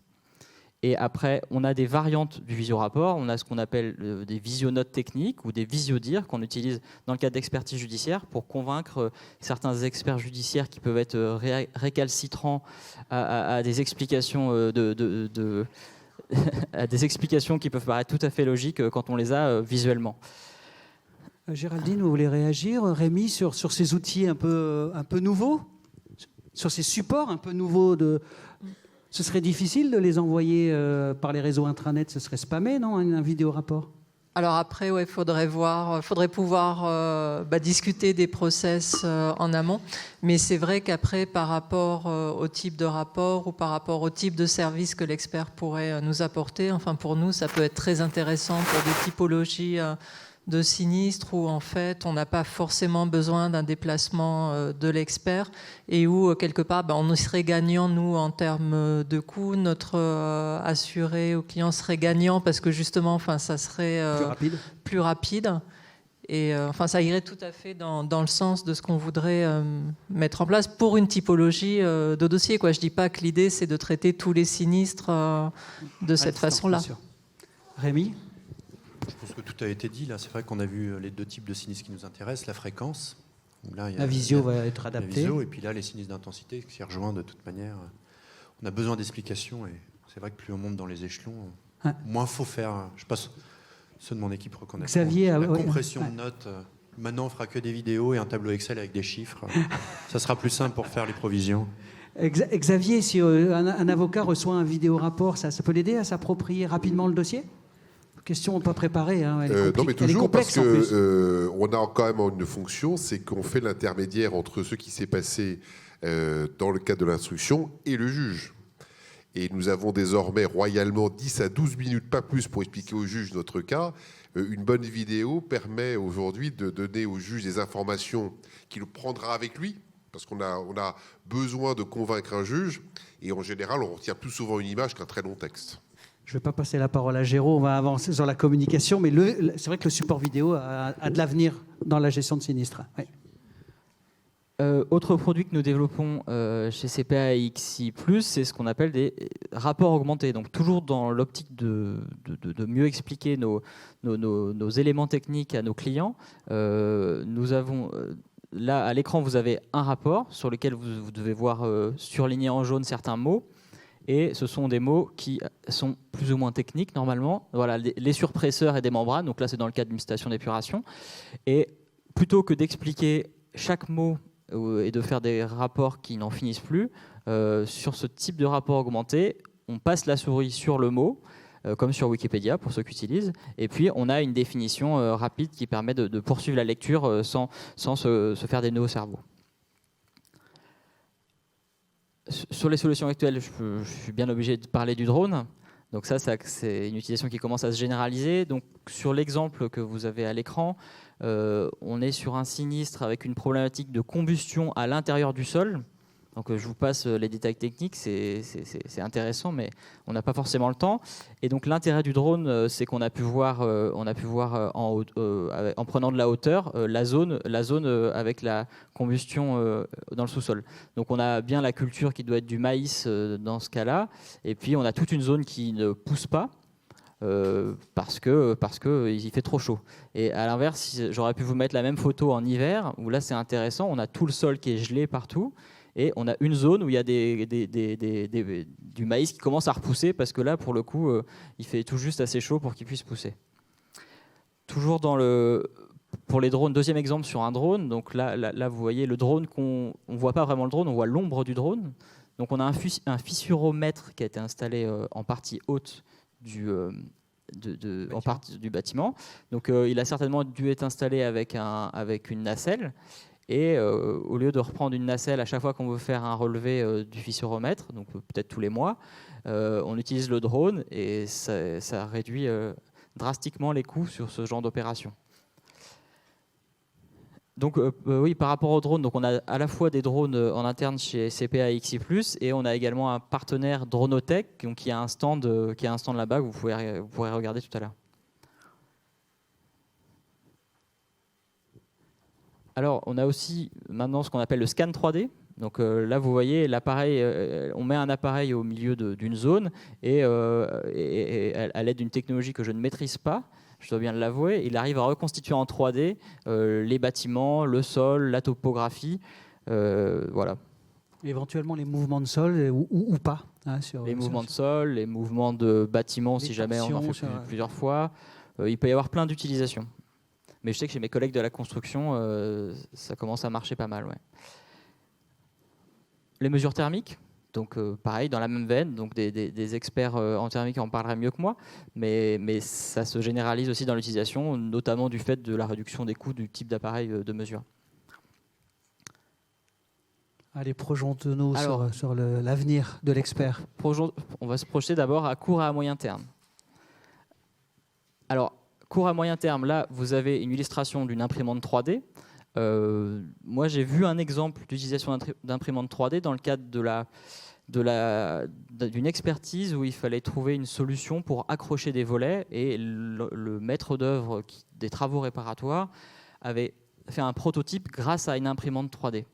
Et plus généralement, les imprimantes 3D, avec l'amélioration de leur capacité, peuvent potentiellement être utilisées pour la construction de pièces pour des réparations en urgence.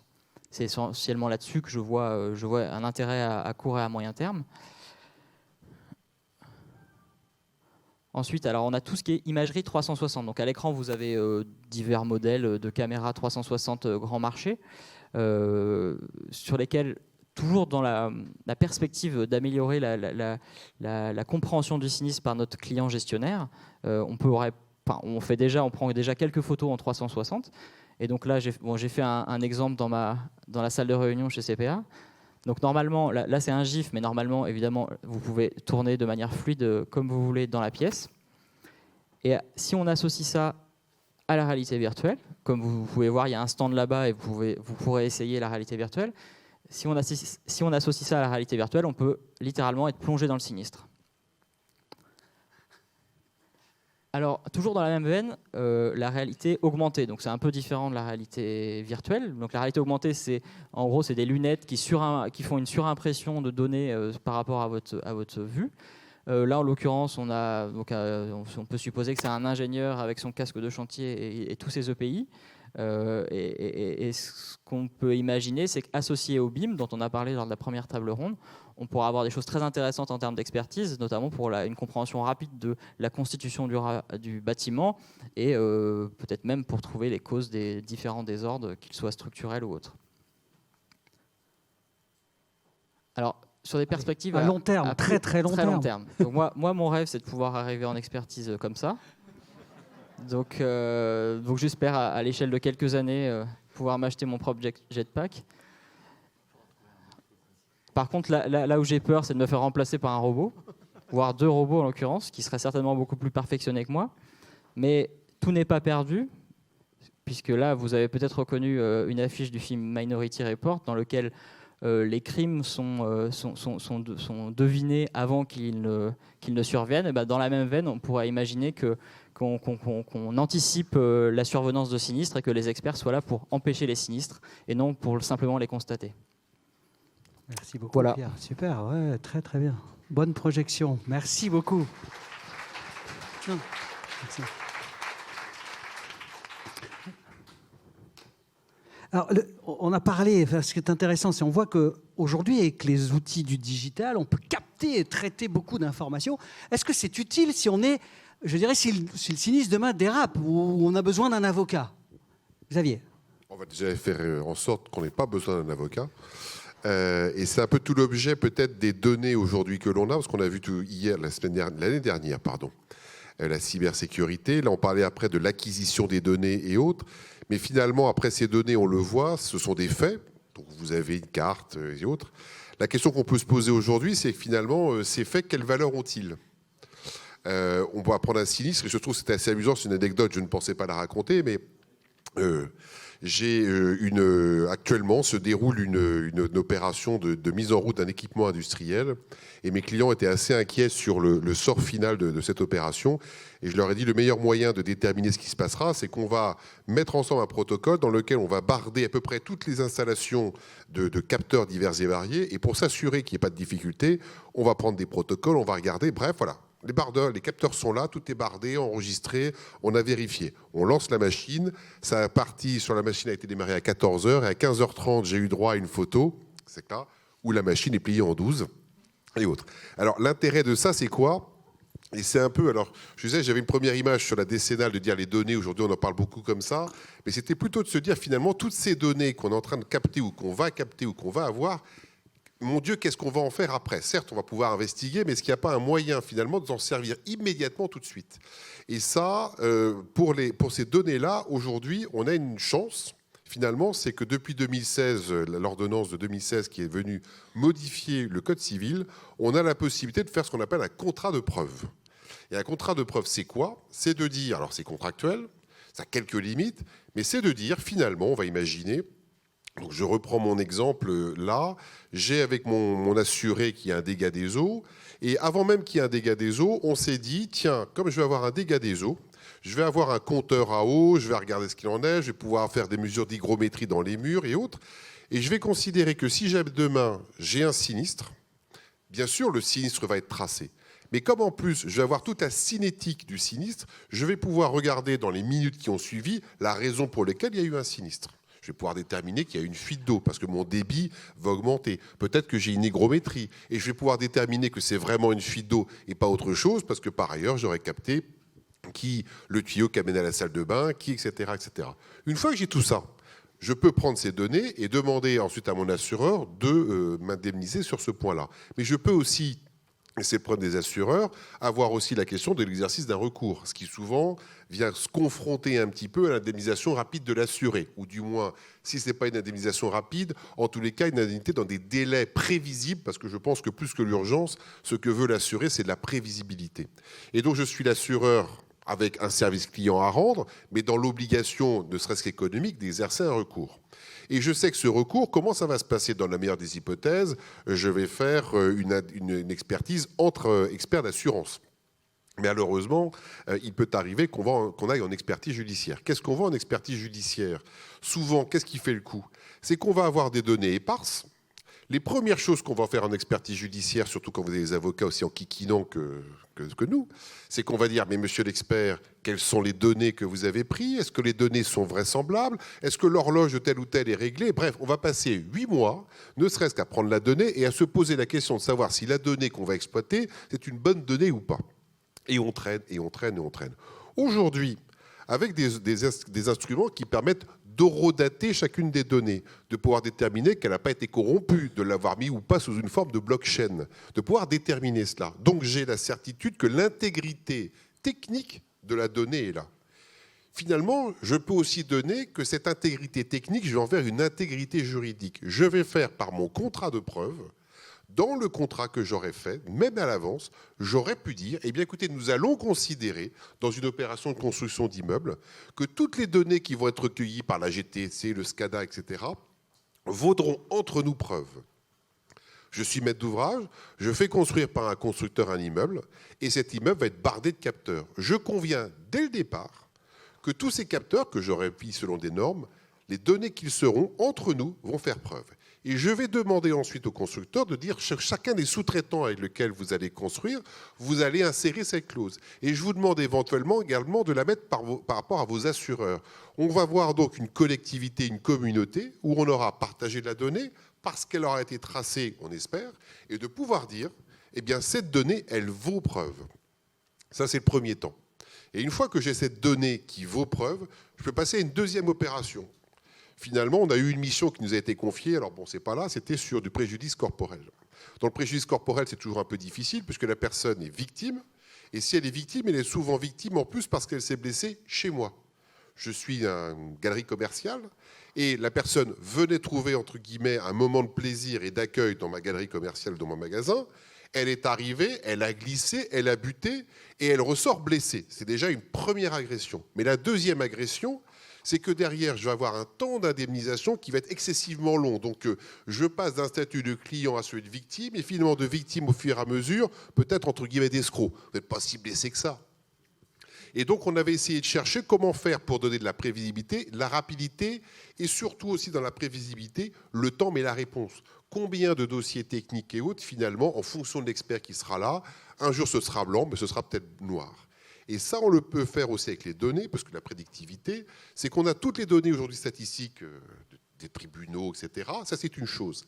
Mais si on la met de manière intelligente, je peux retrouver dans un arbre de décision et dire en fonction des critères jurisprudentiels qui sont mis, qui pourront évoluer, parce que le droit, la règle de droit, elle a un gros avantage, c'est comme une règle scientifique, elle est pure, la règle de droit. La règle de droit, c'est un postulat. J'ai considéré qu'il y a un repère orthonormé, elle est forcément pure. Là où c'est corrompu, c'est quand j'y mets du fait, parce que c'est compliqué. Mais si mon fait, c'est une preuve. Et si le cheminement intellectuel qui est là, je l'ai validé, je rentre tout simplement mon fait dans un raisonnement juridique que je contrôle, c'est une aide à la décision, hein, que je contrôle, et si jamais la jurisprudence change et que le bloc là, je change la chose, eh bien assez rapidement, je vais avoir d'une part des preuves, d'autre part une solution juridique qui, par définition, comme elle empruntera toujours le cheminement, sera prévisible puisqu'elle sera la même. Et enfin, on peut également faire, c'est ce qu'on avait fait pour les préjudices corporels. Dans les préjudices corporels, vous avez 1, 2, 5, 10 barèmes, un parcours. Et en principe, l'individualité du préjudice interdit qu'on puisse avoir ces barèmes. Mais dans les faits, tout le monde utilise les barèmes. Et donc, plutôt que d'aller dire tel ou tel barème, on s'est contenté de prendre la totalité des barèmes, de regarder par rapport aux cours d'appel ceux qui avaient été rendus par les cours d'appel et de rentrer par ce big data, finalement, toutes les choses pour avoir les écarts types. J'ai un préjudice esthétique, il a été évalué par l'expert à 1,5 sur 7. Eh bien, on constate qu'en moyenne, on a des écarts types. Et voilà, donc dès le départ, on a une solution juridique, ça a glissé, j'ai un objet inanimé ou pas, j'ai des preuves puisque tout a été bardé et j'ai pu déterminer ce qu'il en est. Oui, la société de nettoyage était passée 5 minutes avant parce qu'elle a badgé, et je sais que finalement, lorsqu'un pot est tombé par terre, la personne est passée, et je peux avoir cette indemnisation derrière. C'est comme ça, on en parlait tout à l'heure, c'est à peu près ça aujourd'hui qu'on nous demande plus à nous, avocats, et c'est à peu près ça, de dire, finalement, et on parlait, je crois, tout à l'heure avec Cassandre, l'assureur, on n'a pas envie de savoir comment ça fonctionne. Eh bien, dans un dossier, c'est pareil.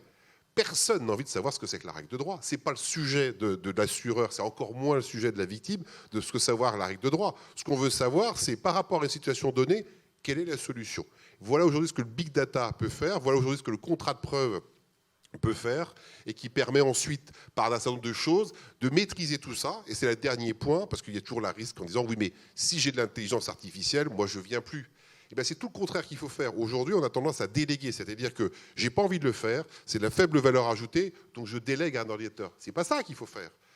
Avant, quand je conduisais une voiture, j'avais une boîte manuelle et j'appuyais, je synchronisais plus ou moins, j'appuie sur l'embrayage et je passe la boîte vitesse.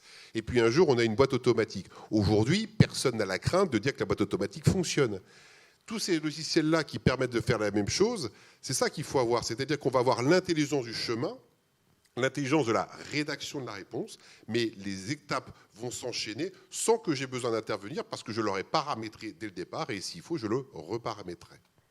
Voilà. Super projection, c'est excellent. Excellent. Alors là, encore une fois, on voit bien l'apport du digital. Si on regarde dans l'accélération aussi, une autre approche, c'est les échanges de données, donc les outils un peu informatiques pratique et informatif entre compagnies.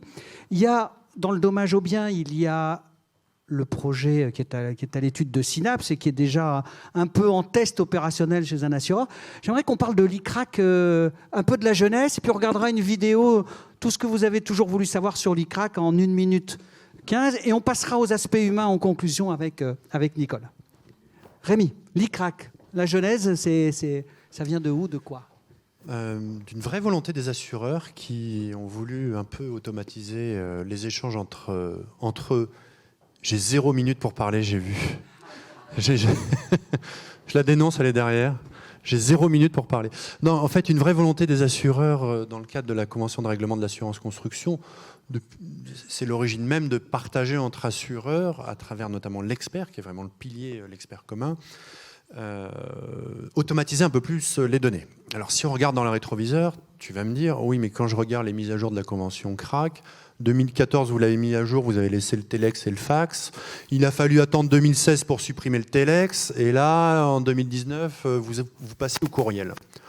Oui, c'est vrai que vu comme ça, ça ne fait pas rêver. Mais c'est là où ça traduit vraiment l'accélération, puisque justement, 2014, début d'une réflexion pour que vraiment tous les assureurs, plutôt que continuer à s'envoyer des courriers au moment du recours, alors certes, il y avait des échanges bilatéraux, mais au moment du recours, redemander toutes les pièces qui ont été envoyées 4, 5, 6 fois peut-être. Je pense que ça parle à tout le monde de refaire des photocopies parce que le rapport n'est jamais arrivé. Donc une vraie volonté d'automatiser tous ces échanges-là pour qu'enfin on économise du papier et surtout que lorsque ça part, ça arrive au bon endroit. Donc c'est vrai que cette volonté-là était vraiment de fluidifier ces échanges-là entre assureurs, dans un but de satisfaire le client, in fine, puisque le client va bénéficier de cette accélération, cette aussi facilité des recours, notamment à travers le cadencement et également la fiabilité de l'information. Donc tout le monde va y gagner. Ça modifie aussi les rapports parce que l'expert est au centre de ce dispositif et on doit remercier les experts. Notamment, vous avez un président chez XI qui est capable de nous envoyer des mails à 6 heures ou je ne sais plus 7 heures le samedi parce qu'il a repéré une faille dans le dispositif. Donc on voit que d'ailleurs, on remercie les experts qui ont été vraiment au centre de ce développement. Et là, on aboutit donc le 1er octobre au lancement de ces plateformes. Messieurs les experts, vous allez nous déposer tout le dossier commun d'instruction de sinistre sur la plateforme pour que ça arrive chez nous.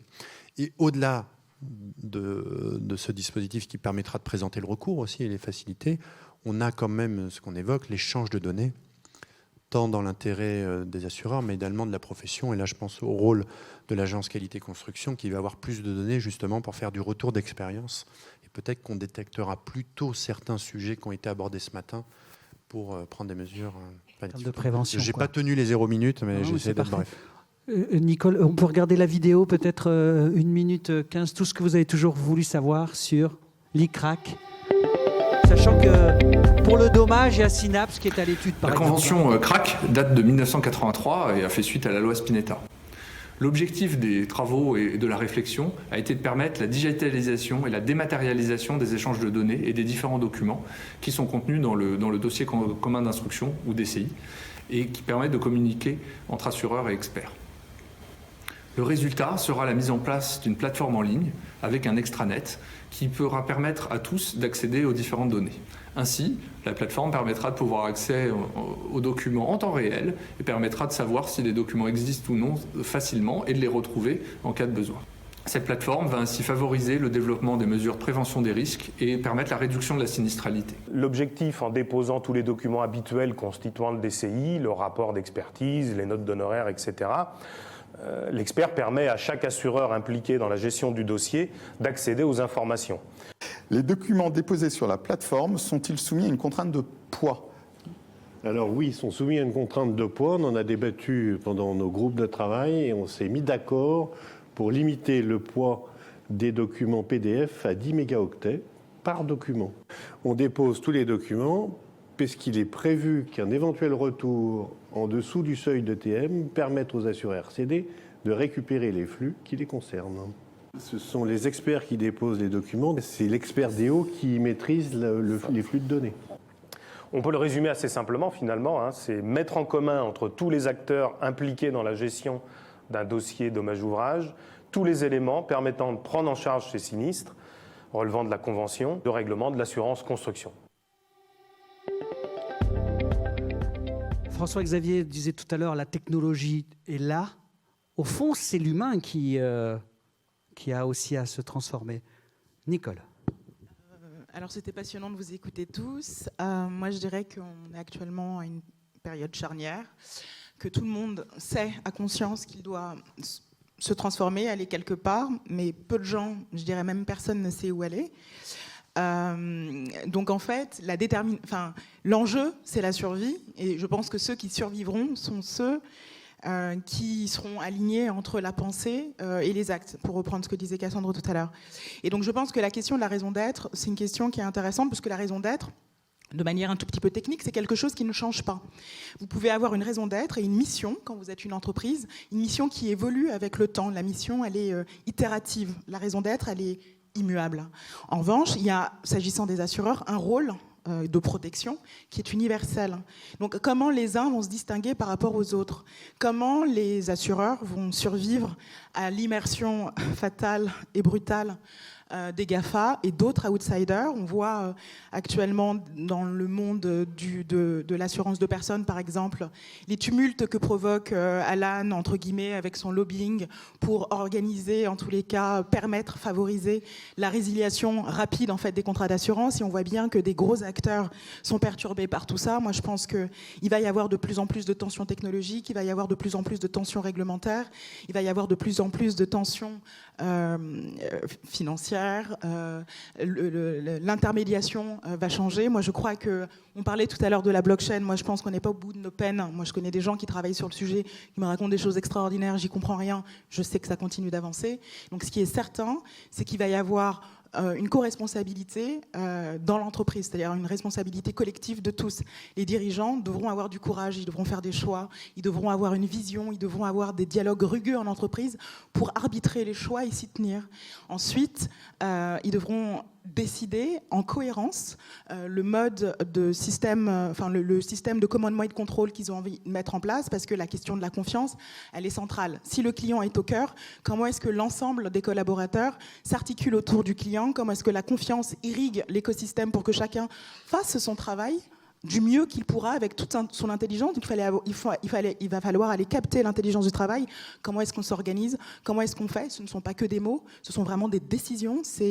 On parle d'arbre décisionnel, ce sont des valeurs, c'est une culture qu'il va falloir inoculer. Et ensuite, il y a la manière dont chacun, du haut jusqu'en bas, du bas jusqu'en haut, chacun va devoir pivoter. Donc il va y avoir une révolution cognitive, il va devoir y avoir un vrai travail en fait, des soft skills pour gagner en agilité, pour pouvoir se confronter régulièrement à de l'incertitude, régulièrement à des choses totalement inattendues, faire travailler son imagination pour pouvoir trouver des solutions in vivo sans aller chercher la solution dans un processus, sans aller chercher toujours la solution auprès de son hiérarchique, parce que en effet, on est dans une guerre du temps, on n'a plus le temps. Et aujourd'hui, les GAFA, je pense qu'ils nous montrent le chemin de l'expérience client. Est-ce que c'est le seul chemin? Moi, je ne crois pas. Moi, je pense que culturellement, il y a des nuances. On ne connaît pas les notes parce qu'on n'y réfléchit pas vraiment. En fait, on se dit juste, ça marche mieux à gauche, donc on va faire comme à gauche. Moi, je trouve que c'est intéressant de challenger tout ça pour pouvoir refonder finalement le modèle assurantiel européen.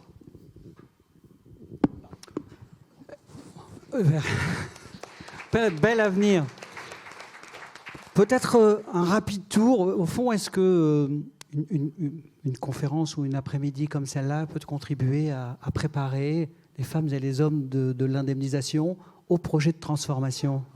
Rémi, vraiment, on fait un rapide tour. Je pense, en fait, ça commence par une prise de conscience. Non, vas-y, Géraldine. Oui. Non, ce que je veux dire, c'est que je pense que ça commence par une prise de conscience, c'est déjà la première chose. Et ensuite, c'est de se donner les moyens, comme on disait, que ce soit en termes de formation, de pédagogie, de process, pour justement prendre le train de l'histoire en marche. Parce je pense qu'on n'a pas le choix. Pierre ? Tu peux répéter la question ? Est-ce que c'est contributif ce que l'on fait cet après-midi pour se préparer à cette transformation? Est-ce que c'est contributif? Je ne sais pas quoi te répondre. Je suis obligé d'avoir une réponse? Je peux te la donner plus tard? Ça nous a permis de réfléchir sur les évolutions du métier de l'expert, pour lesquelles nous te remercions vraiment. Xavier! Non, on a beaucoup parlé de haute technologie, on parle de haute technologie, mais on parle beaucoup d'intelligence artificielle. Alors je vais dire une palissade, mais l'intelligence naturelle, c'est pas idiot non plus. Ce que je comprends là, c'est qu'on a vu des méthodes, on a vu des techniques. Des outils. Je pense que l'important aujourd'hui, c'est vraiment que chacun aussi appréhende le fait que, certes, la société, la structure, la compagnie peut décider telle ou telle chose, mais de toute façon, il faudra qu'individuellement, chacun veuille bien prendre le mail, le e-crack et autres, pour en faire son objet. Il faut dire l'apprivoiser pour pouvoir, parce qu'aujourd'hui, j'en sens une certaine crainte de temps en temps. Ces outils sont quand même là, a priori, avant tout pour nous aider, même s'ils peuvent être captifs. À nous aussi de faire en sorte qu'ils deviennent un peu domestiques au sens premier du terme, c'est-à-dire qu'ils nous aident. Rémi, tu as eu quelques secondes pour construire une réponse. Une synthèse, des synthèses. Non, j'avais rien à dire et j'avais envie de le faire savoir à tout le monde. Donc voilà. Géraud, alors si on devait vraiment essayer de rassembler ce que... C'est difficile parce que c'était extrêmement riche, mais je voudrais peut-être reprendre la question que tu avais posée au début parce qu'elle était assez générique. C'est le monde connecté, si je t'ai bien entendu, ou plus connecté sera-t-il moins risqué ? C'était quand même assez générique dans l'après-midi. On a bien compris que la réponse était absolument non, évidemment. Et pourquoi ? Parce que je pense que bien qu'on soit dans une espèce de culture cartésienne, on sait très bien, et aujourd'hui c'est plus un scoop, que l'homme n'a jamais été un animal rationnel. Il est au mieux un animal post-rationalisant, c'est-à-dire qu'il a tendance, quand il a pris une décision, à essayer de l'expliquer, mais ex post. Et dans l'absolu, c'est surtout un animal émotionnel. Et tous ces sujets-là ont bien montré que d'un côté, on a le camp des hyper-experts qui font appel maintenant à de l'intelligence artificielle, à de la data, à de la transaction Bitcoin sans intervention. On aurait pu parler du trading haute fréquence, c'est-à-dire toutes ces opérations qui sont organisées automatiquement, sans l'intervention de l'homme. Et puis l'autre camp, c'est-à-dire à un moment, il y a un public à convaincre, il y a des clients à séduire, il y a des gens à rassurer. Et le monde d'aujourd'hui, il est totalement frankensteinien et inquiétant. C'est-à-dire qu'aujourd'hui, au mieux, les gens vous disent « je ne comprends pas ce que vous me racontez », le discours de l'expert. Au pire, ils disent « ce que vous me dites est extrêmement louche ». Je ne vous fais pas confiance. Et c'est la fameuse théorie du complot dans laquelle on vit aujourd'hui. Donc pour essayer de rassembler ça, je pense que ça veut dire que dans les entreprises qui sont des vrais tours de Babel, il faut réussir à mieux faire parler ensemble ceux qui sont les scientifiques, les experts dont on aura toujours besoin, et puis ceux qui sentent le client, qui sont plutôt du côté de l'humain.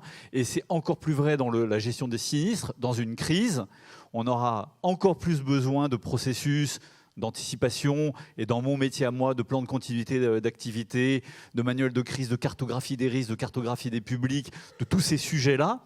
Mais on aura aussi encore plus besoin de comprendre la patte humaine de l'humain, des journalistes, comment ils fonctionnent. D'ailleurs, j'ai appris tout à l'heure qu'il y avait la règle des 3 L chez vous. Localisation, localisation, localisation. Vous savez que la règle des journalistes, c'est la règle des 3 L, mais elle avait été inventée par Balladur en son temps. Elle est très différente. C'est un journaliste, il lèche, il lâche et il lynche. Vous les connaissez peut-être. Donc là, on est bien dans l'humain, c'est-à-dire dans la patte humaine. Il faut bien, d'une certaine manière, réconcilier tout ça. Et pardon, puisque le thème, c'était la construction, on a aujourd'hui, tous dans les entreprises, urgemment, une tour de Babel à détruire pour que l'humain et le scientifique se rejoignent. Nicole, ça fait résonance ça fait résonance et pardon d'ailleurs, je me disais que j'avais oublié de dire quelque chose. Moi, pendant plusieurs années, ça fait 20 ans que j'évolue dans le monde de l'assurance, pendant plusieurs années, moi j'ai trouvé que finalement, le métier de gestion, d'indemnisation, etc., c'était un peu le parent pauvre de l'assurance. Et aujourd'hui, j'ai l'impression qu'il y a une espèce de réveil et qu'on se dit, mais finalement, les gestionnaires de sinistres, etc., ils sont en contact avec le client, mais finalement, c'est une mine d'or. Et donc, en 30 secondes, on leur demande de pivoter, de comprendre leur nouveau rôle. Eh ben, ça va prendre du temps. Donc, il va falloir les accompagner, il va falloir les former, il va falloir être patient et il va falloir leur montrer un nouveau monde dans lequel ils pourront s'appuyer sur les technologies, mais dans lequel ils resteront essentiels. Et donc il y a un formidable avenir à l'indemnisation. Merci, bravo à toutes et tous.